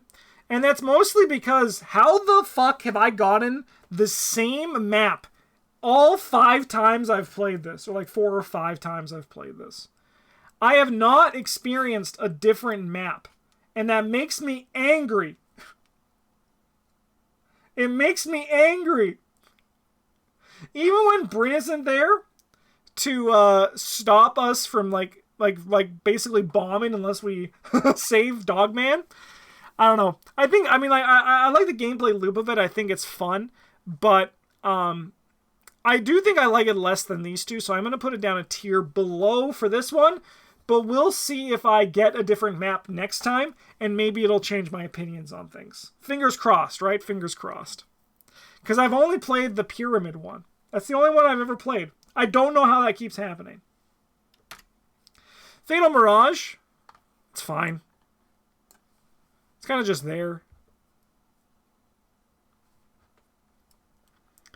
It's a weird part of... It's a weird thing because it feels like an interlude of a scenario. You know? It doesn't feel like a real scenario. But you have to set it up like a real scenario and play it like a real scenario. I love how it tells the backstories for the characters, and I think it's actually an interesting way to explore the characters in-game, but it's still just kind of fine. It's still just kind of there, you know? It's still just kind of fine. Heart of Madness Part 1. I think it's a good scenario. I enjoy playing Heart of the Madness Part 1. I don't like playing Heart of Madness Part 2. I think it's just kind of fine as well. Tried getting many times as I could just for down the rabbit hole. That does seem like some hot tech for Fatal Mirage. So, Heart of Madness Part 1. I like going in. I like finding the stuff. I love the flavor text where it says if there's 2 active, like, beacons at the same location, the world fucking ends. Like, how cool is that? That's, like, the most hype text they've put on a card, and I love that they did that. The problem is, though, is that, like, the second part is kind of just, like, action tax, you know? It's just like, hey, you want to take actions? No. You don't get to take actions because you gotta spend your actions fighting this sludge. The other thing I absolutely hate was that time when if you activate all the beacons or something like that, if you basically do what you're supposed to do, you actually don't win. You just get to do the finale again. Like, you get to do the climax again, you know? It kind of just blows, right? Like, I was that made me pretty salty. Because it felt like it was done for nothing. Like, I understand that that's what you need to do to get the super secret ending. But when the super secret ending is just text and a resolution, I don't give a crap, you know? I don't care about text unless it, like, directly changes... Like, I don't care about an objective unless it directly changes the course of my game itself, you know? It's one of those things where just, like, I don't care. Like, Dim Carcosa has a great resolution text. You know, like a secret hidden one, you know? It's one of those things where just, like, it doesn't matter. And I hate that it did not end the scenario. I was furious. And I actually think it was, like, a bad design choice. Because it's one of those things where it's just like, why am I doing this just for text at the end? Not worth it. You know, it should end the scenario. It should. Okay. We're on to Standalone's Part 2. The Meddling of Meowthotep. This is a fun scenario. Do I think it's worth like $100 plus? No. But I think it is fun to play on Tabletop Simulator. I think it's a good scenario. I think it's fun. I think I'd be curious to play it with not dogs, but I understand, like, the whole point is that it's kind of just like a fun joke scenario. I love that they did it. I think it was a very fun thing that they did with making this. I'm also a cat person, though. Like, I actually, like, everyone always says, Justin, you're joking when you say this, but I'm not. I actually don't like dogs that much. So I want the cats to win. So I'm sorry. That's just how I am. The Blob, they did everything. Yeah, I think this is another good standalone scenario. We'll force you to play a Leo Sled Dog deck until you change your mind. I do have one lined up in the gauntlet, don't I? I have played a Leo Sled Dog deck, though. It was fun. Those damn sled dogs. Blob, they did everything. Good scenario. I think it's fun. I love the whole reality acid, or whatever the encounter card is. That, like, you know, alters the course of reality. I love it if it, like, turned the lights off, you know, things like that. It's very fun. I think it's a good time. It's probably realistically going to be the next Patron Game Day massive multiplayer day we're doing, because I do have a fun time playing it. I was around that moment when my sled dog was a swarm card and I yelled. Yeah. I remember that. Yeah. It is kind of stuck with swarm cards, huh? Just like they were hiding under there. Wait a minute. My dog was this spider? That's not fair. Yeah. Yeah. I don't know. Did that happen? I have a memory. Did that happen in, like, with a PBG related thing, or was that just in your own life that you've just told me this story before? Because I have a memory of something like that happening in a video. Is that actually recorded somewhere? It was in a page. So it actually is recorded somewhere. Okay, good. Good, okay. Maybe I can find it and relive that moment, because I do remember it being, like, rather unfortunate.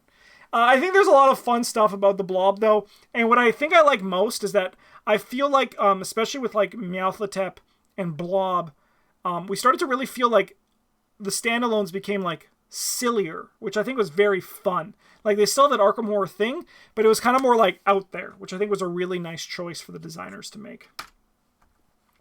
Machinations Through Time. Oh, this is new. This is the new one. I think I like it. I think I actually like Machinations Through Time. I think it's obviously at its most fun when you're playing it in an epic multiplayer. It's less fun when no one in the present or future grabs the asshole away from you. And you have to deal with him like the whole game. But I do like that. I've only played it once epic multiplayer. I played it once as a group, and it was still enjoyable. But I like that the past is all front-loaded with their objectives. The present is kind of like middle-loaded, and then the future is late-game objective, which I think is really cool. Because I remember when we were all done as the past, we were just like sitting on our hands waiting, and the future was like, we need help! And I'm like, what do you mean you're not done? And then I was like, oh wait, mechanically, this is how it's supposed to work, and I think that's really cool. Okay. We're here. Scarlet Keys. The new one.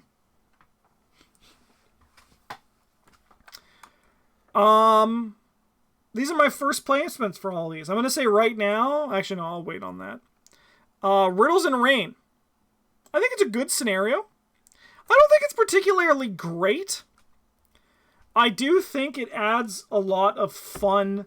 it's like a fun introduction to both the campaign and the concealed mechanic.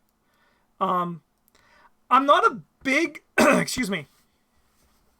I'm not a big fan of scenarios where you have to race against a clock. Like, I understand why it exists. Like, it's a design space that should be explored. But it doesn't really, like, spark joy in me, you know? And, even though it's never happened where we did not get through it, I don't like it that much. So it like brings it down a tiny bit for me. And it's actually, so what Beard is saying, I think this is actually kind of a problem with Scarlet Keys as a whole, is that the numbers are too high. And I know you might be thinking, but Justin, my fighter got through it no problem. Or Justin, my clue getter, my seeker with 8 book got through it no problem. Yeah, you're always going to get through it no problem. But like when the majority, like it's kind of like the downside of, it's something we refer to in the past as the Asphalov hump. In Lord of the Rings, a card game, there was a card called Asphalov that could put 2 progress tokens on a location and just neutralize it, right? So then they started making locations with 3 progress needed. And you see that as a very similar thing from the get-go, which is good because it's from the get-go for Arkham with damage, right? A 3 health enemy requires a bit more juice than a 2 health enemy, just by nature, right? By just the nature of the game. I think, and I'm worried, that we're seeing... I'm hoping that like it was just a slightly not optimal choice to make the concealed thing higher, but I'm actually worried that the high shrouds are a nature of Old Keyring and the Test at Zero archetype. That is my concern, because you actually see it also in Fortune and Folly. The shroud values are higher than they are in other campaigns. And it's one of those things that, like, I thought that it was just like, my hope was that it was just because of concealed. But because I also saw it in Fortune and Folly, which I imagine, yes, they were designed at the same time, but there's no concealed in Fortune and Folly.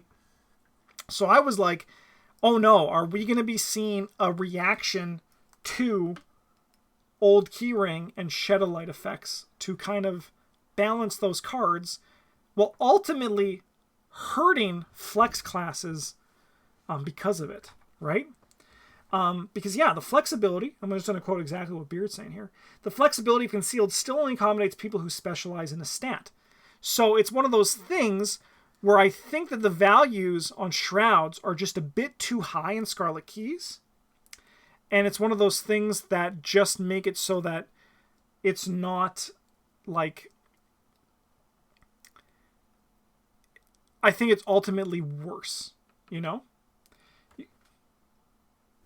You can have flexes are actually good at test. I think you're missing the you're like missing the the what is it, the forest for the trees here. Like it's one of those things where just like, let's say for example 4 concealed cards are on one location, you know? A seeker with 8 book is going to have to work a lot harder than a flex, even a big money rogue, to get 3 of those down on their turn, you know? And it's one of those things that just like, it's consistency, right? Like it is one of those things where like, if the numbers are generally higher, flexes are going to have to work harder to get their consistency, which means there's going to be like less and less reason for flexes to be involved. And I think that's like, obviously like a doomsaying that doesn't exist beyond Scarlet Keys, because we don't know what Scarlet Keys is beyond it, right? If this is going to continue. But I do think in Scarlet Keys, especially for concealed, the shroud values are higher. And I don't think it's because of concealed. I personally think it's because of Shadowlight. That is my tinfoil hat conspiracy. But I do not hope it is a trend. I hope that it lower, like shroud values go down coming up in the next one, because there is a lot of 5 shroud locations that were released recently, which is a big number. It's a big number. Ashcan kind of just bad though. I think you're just bad if you think Ashcan's bad. I've played tons of Ashcan's decks where you just like never fail a test. Like it's actually impossible to fail. Ashcan should be able to routinely pass a 4 shroud investigation test. And then if you're having like to do multiples of those, I don't think it's the problem of Ashcan. Ashcan can win any other campaign quite handily. But if you're struggling because of the concealed, I think it is a problem on Scarlet Keys. But yeah, this one's just fine. That was a long sorry, it's just good. It's just good. This is a long way to say that I too am concerned about the value of tests in terms of shroud values only, though. Just shroud values. And I'm hoping it's just related to the concealed keyword and not a safety valve for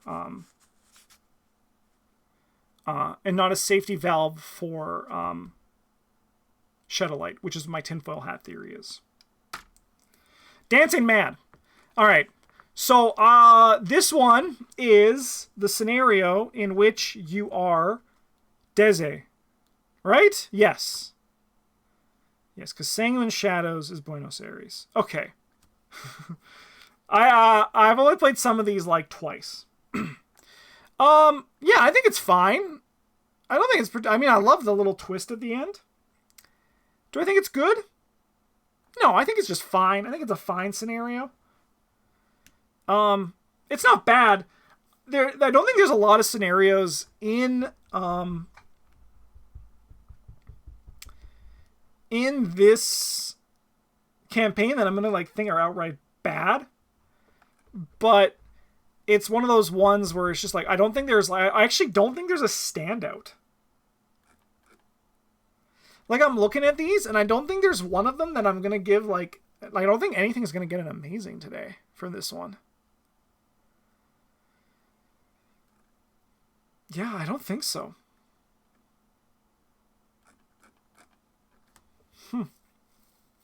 But yeah, like what keeps it like it's just fine because I mean like it's just more concealed cards, right? It's just more concealed. It has the really fun bit at the end where like, you know, there's the two of Desi's, which I think is really cool. I also love mechanically how you don't like know which one until like the end, which I think is really cool. But it's still just fine. I can't think of anything that makes me want to like really like just cartwheel my way in excitement. Dead Heat. So this is probably my favorite scenario from Scarlet Keys.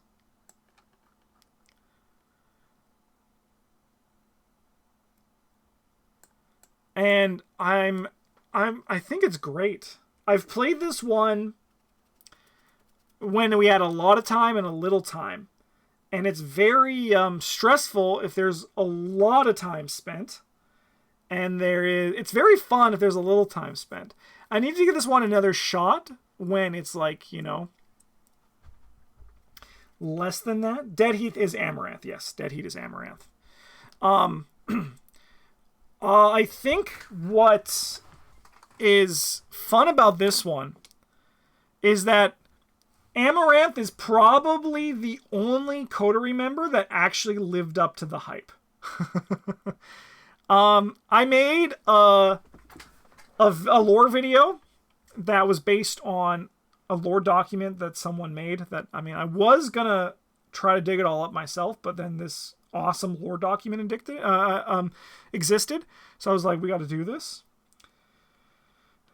But Amaranth, not Amaranth. Amaranth. Oh, I see. I thought I was saying it wrong. Yeah. But it's one of those ones where Amaranth actually was scary. She's actually the only Coterie member apart from the Sanguine Watcher with the little glasses. That's what I'm doing right now. This is how I remember things. I have to put myself physically in the moment. But she's actually terrifying. She's actually a scary enemy, and I think that she's really cool because of that. I also like that I it's a good sign when the game wants me to actively encourage, it actually actively encourages me to keep the MacGuffin for the scenario safe, which is the citizens. Obviously I want to do it for experience, but I also I feel like my character wants to keep the citizens safe. So that's why I actually feel it's fun to immerse yourself in the story for that one. So I think it's a great scenario, Dead Heat. Dealings in the Dark. I've only played this one once. I thought it was good, though. I remember liking it. I thought it was a good scenario. So this is the one in Istanbul, right? Yeah. So with this one, so I enjoy it because my only complaint about it, right? My only complaint about Dealings in the Dark is how you have to take the map to the side and then put it back. So next time, I'm just not going to take it to the side. Instead, I'm going to put a cup over it to show that it does not exist. It feels such a weird, I understand why it's because you don't want to leave the market, but I remember liking it. However, I'm only giving it good because I've only experienced it once and it hasn't stuck with me the way Dead Heat has or these other ones have, but I do remember enjoying it. So I'm very excited to play it again. This is one that I'm actively looking forward to giving another shot to see how the second playthrough of it goes. So yeah, I think it's good. It could potentially be up here in great. I just need to give it another shot. Dogs of War. So this one is Alexandria with the Beast and the Crimson Cowl. So this one disappointed me. The damn Beast and the Crimson Cowl. It hyped me up. That son of a bitch, the Beast and the Crimson Cowl. I got so damn hyped on that character. I was like, this one's going to be cool. And then you just spend the whole scenario tripping the son of a gun. You just go in and he tries to crawl out of his catacomb and you just go, get the fuck back in there. And then he falls down the stairs. And it's just a bummer, man. And I do, yeah, with Super Fang, I can see that completely, right? Where if you don't have someone who can evade, it becomes a lot different of a scenario. And it's just one of those ones where I think that it's I'm going to be putting it up in fine. Because I don't think this... I didn't, like... Once again, these are, like, preliminary ratings for Scarlet Keys. Scarlet Keys is a very big campaign in terms of the scope of the scenarios. So even though I've only played it, like, 2 times for most of these. Some of them, like Dogs of War, Dealings in the Dark, On Thin Ice, Shades of... I've played most of these only once. So it's one of those things where, like, these are very, like, limited knowledge reviews of these scenarios. So, but that's kind of always what happens with the latest campaign, right? But my initial playthrough, Dogs of War, I think is just a fine scenario. On Thin Ice?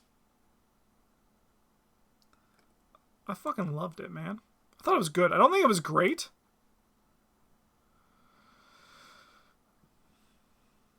Thorn is cool. Thorn is another one that didn't, like, completely miss the mark for me. Also, can I just talk... I love for a second in Dogs of War how there was never any explanation for why the art was reused from the... reused from Greater Good to this one, you know? I think what I'm going to do... I've only played it once, but I think I'm going to give this one the respect that I want to give it. I'm going to give this one a grade as well, because I do think I did enjoy it a lot in my blind play. There was a lot I really enjoyed. I love that one of the enemies is just a motherfucking bear, you know? Like, that's really cool. Like, that's the kind of stuff that you want to see, right? Yeah, there's just a lot of cool things in this scenario. So I'm going to bump it up on my initial playthrough. I loved it. I'm going to give it a great, because I thought it was great on my first playthrough, you know? Just, once again, Scarlet Keys, it's weird, okay? I've only played a lot of these once, even though I've played the campaign like 4 times now. Don't ask. You'll see it on YouTube eventually. You'll see why this stuff happens, and it happens. I feel like I'm in like in a death loop right now. Sanguine Shadows. So this one is Buenos Aires, Carmine Coat, and the Sanguine Watcher. The Sanguine Watcher is fucking cool, man. The Sanguine Watcher is so damn sick. I wish there was more of him. The Carmine Coat is cool, but I'm not the one that I'm not that hyped on her. She's cool. She's cool. I was also not a big fan of Carmen Sandiego when I was a kid. It's I don't know what I'm missing, okay? I just need, like, I need some juice from people who are watching right now. Can I know what makes this scenario fun? Because I don't think I enjoy it that much. Because it kind of just seems like, is this correct? Because I've only played it once, and we stopped her every time from stealing something, so we got to do the second half, right? If you fail once, does that lock you out of the second half of the scenario, right? Does that lock you out? That's unfortunate. That's really unfortunate. Wow, just one failure locks you out of the second half. So you just gotta play, like, the boring first half? Like, you don't get to play the fun part of the scenario? Wow. Wow. I mean, I didn't like the first part of it. I thought it was kind of just, like I understand, like, flavorfully it's really fun, but mechanically I wasn't, like, super hot on it. Because I also feel like there's not a lot of time to do it. You're kind of just, like, forced. Like Travis mentioned when Travis and I played it, Travis was like, this seems like a scenario that's built, he said this to me, that's built for your play style, which is just, like, immediately getting gunning and running, right? Which is true. I'm pretty much, like, ready to go with my decks on, like, turn 0, right? Yeah, like, it's one of those things that I feel like it probably would have been better if it was, like, if you stop her completely, right, you earn her respect completely. If she steals 1, she's like, okay, you're all right, but you still get the final. And then if she steals 2, I just feel like a 100% batting ratio is, like, a pretty... Like, it's doable. I did it on my blind play of it, right? It's doable, but it does, in my opinion, probably bring it down, you know? Because that means that I just know that if I mess up once, I might as well just, like, resign. Right? Unless, like, if she steals all three, it has cataclysmic consequences later in the campaign, which could be true, which admittedly could be true, right? But yeah, I feel like having to get all three seems kind of tricky. I don't know. But I mean, I don't think it's bad. I think it's still good. I think it's still a good scenario. But it's not great for me yet, mostly because, like, I don't think I enjoyed the first half, but I loved the second half, if that makes sense. Especially because the Sanguine Watcher was, oh my god, was he tough. Yeah. But I am curious, like, once again, these are all, I'm going to probably say this for most of the ratings. These are preliminary ratings just based on my limited plays of them and, like, the emotions that filled my heart after my first play. Shades of Suffering. Yo, where's Wages of Sin? I think it's better than Wages of Sin. But I don't like the mechanic that you can find in Wages of Sin, where it says, kill enemy, but if you did not kill enemy with these specific things in line, you're dumb. I don't like that. I do not like that. So I did not enjoy Shades of Suffering our first time we played, just because I got stuck with, like, the whole heretics from the Wages of Sin, you know? I would have personally preferred if we did not see that mechanic again. I'm actually not too bothered by the action tax of this scenario, you know? For me, it's personally just like, for me, it's just, I don't like the heretic thing. I don't know. But I will say I do like, I don't know her name, with the red parasol, whatever her name was. I know she has, like, a real name, but, like, whatever her coterie name is. It's one of those things where, like, I think she was really cool. Susnan Yan. I'm gonna absolutely I probably butchered that. My apologies if I did, but it's one of those things where she was scary, you know? It's spooky. It's the same problem as Boundary Beyond. Your best course of action is ignore the snare mechanic and prep for the end fight. I can see that being true. I know that if I ever want to play Shades of Suffering again, I have to do it with in a campaign without Travis, because I know Travis hates Shade of Suffering. I did enjoy it on my first play. I'm curious to see how future one goes. To also maybe explore if it's maybe different mechanically enough from how Wages of Sin does it compared to Shades of Suffering does it. So once again, as I say with every one of these, preliminary rating, just based off very limited plays of it. Without a Trace, yo, I haven't played this one.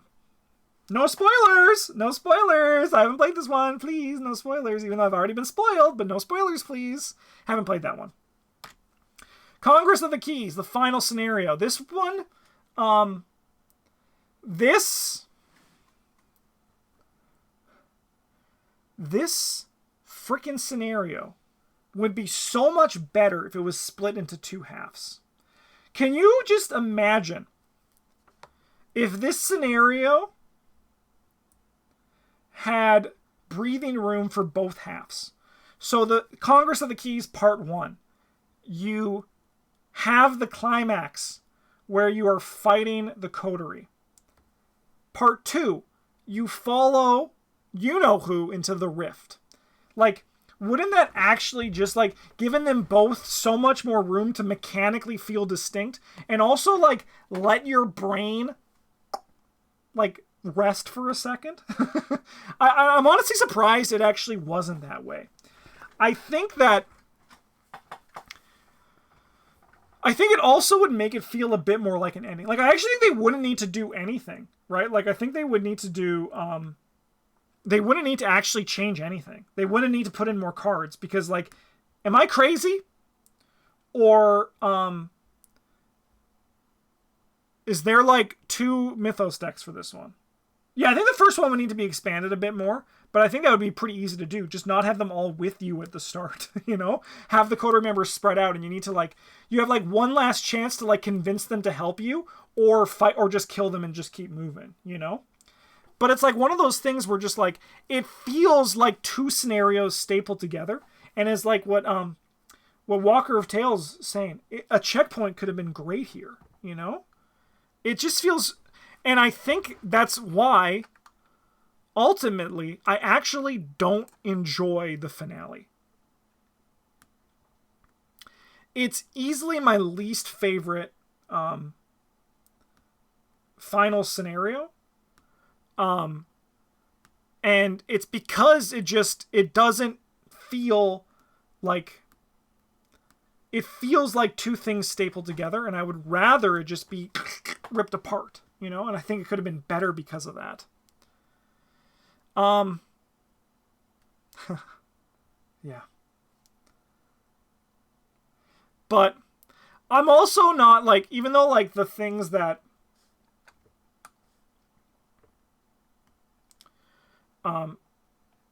there's a lot of things here, like, that I think that there's a pretty even spread here.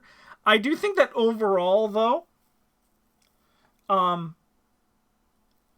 that I think that there were more... I think overall, though, Scarlet Keys was a very nice shot by the designers, and I do actually like a lot of what happened with it.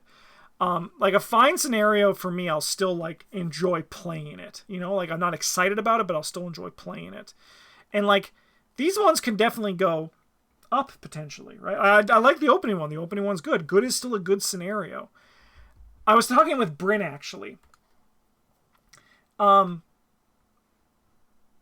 was talking with Bryn, and the one thing that I wish Scarlet Keys had was called, like, Brain Dead mode, where it just gave you a path of locations to follow. Like, 3 different things, 3 different lines that you could follow for scenarios, so you don't need to, like, choose your scenario order on the map. Like, the map is really cool, but I'm actually, like, already kind of sick of it. I hate at the end of the scenario being like, okay, Travis and Bryn, where do we go? You know? So I think it's one of those things where I think just the community is going to make, like, here's your path that you can just take, you know? But I wish that it had, like, 3 in the book that was just like, here are 3 paths that we recommend just for simplicity on replays, you know? But I do like a lot of what Scarlet Keys had. And I also, like, ultimately there isn't a campaign that I, like, hate. There's aspects of each of them that I like. You know, obviously you can tell by looking at this list, Circle Undone is still actually probably my lowest out of all of them, right? There's actually only 1 Circle Undone that got above, like, they got above good, which is crazy now that I think about it. So, like, I don't subscribe to the logic that, like, I think the Scarlet Keys is a good campaign. I think Edge of the Earth is a good campaign. They have their moments that are fun. I think they're just, like, the new box format is, like, they're exploring it. I think that's the big thing. And, of course, now also we have the new designers coming in, and I think they're going to just kind of, like, try to just get, like, a nice big, like, exciting punch at the whole thing and just, like, really, like, just put their flag down and been like, this is what we're doing with Arkham now, and we're gonna keep making this one of the best games that exists, because I still love playing Arkham, you know?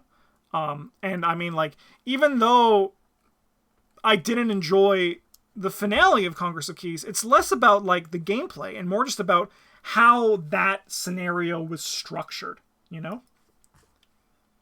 All right, we have one more thing to talk about in this giant 2-hour-long video, and that's Fortune and Folly. right. I'm going to do this. I'm going to just talk about them. I'm going to rate them both right now, but I'm going to talk about them separately.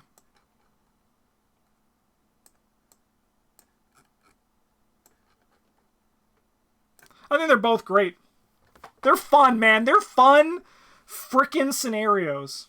I love them. Our first time through, slight spoiler alerts, we sucked. However, to some respect to that, we had 3 bad decks. Decks that weren't exactly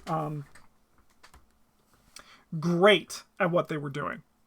Our second time through, spoiler alert, is we had like some actually like legitimately good decks, and it was probably some of the most fun I've had playing ARKHAM in a very long time. It was like, not that I have had no fun playing ARKHAM, but like it like hit a threshold that I haven't hit in a long time, you know? It's one of those ones where there's just a lot of good in it, but I will say it actually, like, it demands something from your deck. So, like, I think this one is doable with jankier decks, but it has a lot of requirements. Again, the numbers are very high.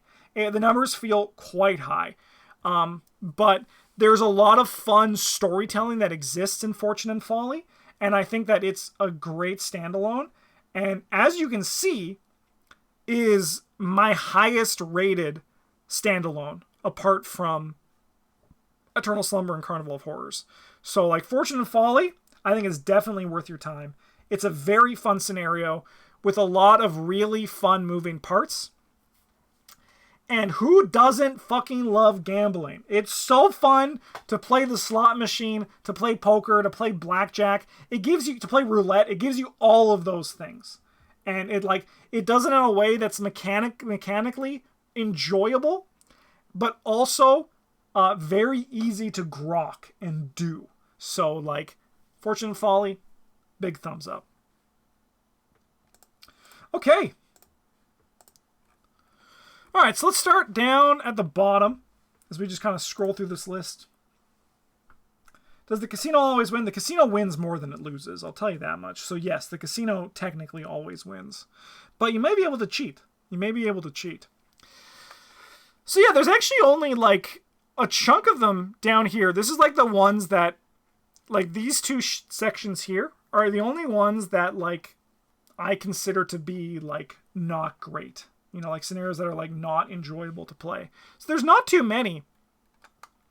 But there's a good chunk of fine and good here as well. And then we have like the top end, which are some, you know, nice, great, amazing, and one of the best scenarios that exist. Yeah. Again, these are all just my own opinions. But let me know in the comments, what are some of your favorite scenarios? And also, what do you think about, not Scarlet Keys as a campaign? And if you, in the comments, I swear to God, if you tell me there's too much reading, that's not what we're talking about right now. I don't care about the reading in the Scarlet Keys campaign, even if I agree. But don't talk about it in the comments. If you talk about there's too much reading, and I'm just asking about the individual scenarios, I don't want to hear it. I only want to hear what you think about the individual scenarios, because I would love to know what people think of the scenarios, because, as I've said, there's some of them that I've only played once, and I'm kind of just going on gut instinct, because there is a lot to the Scarlet Keys. There's a lot there. In the meantime, thank you so much for watching, everybody. I'm just starting to lose my voice now, and I'm excited to see what the next, this time next year, to see what may have changed. Thanks so much for watching. Have a good one, and as always, GG's.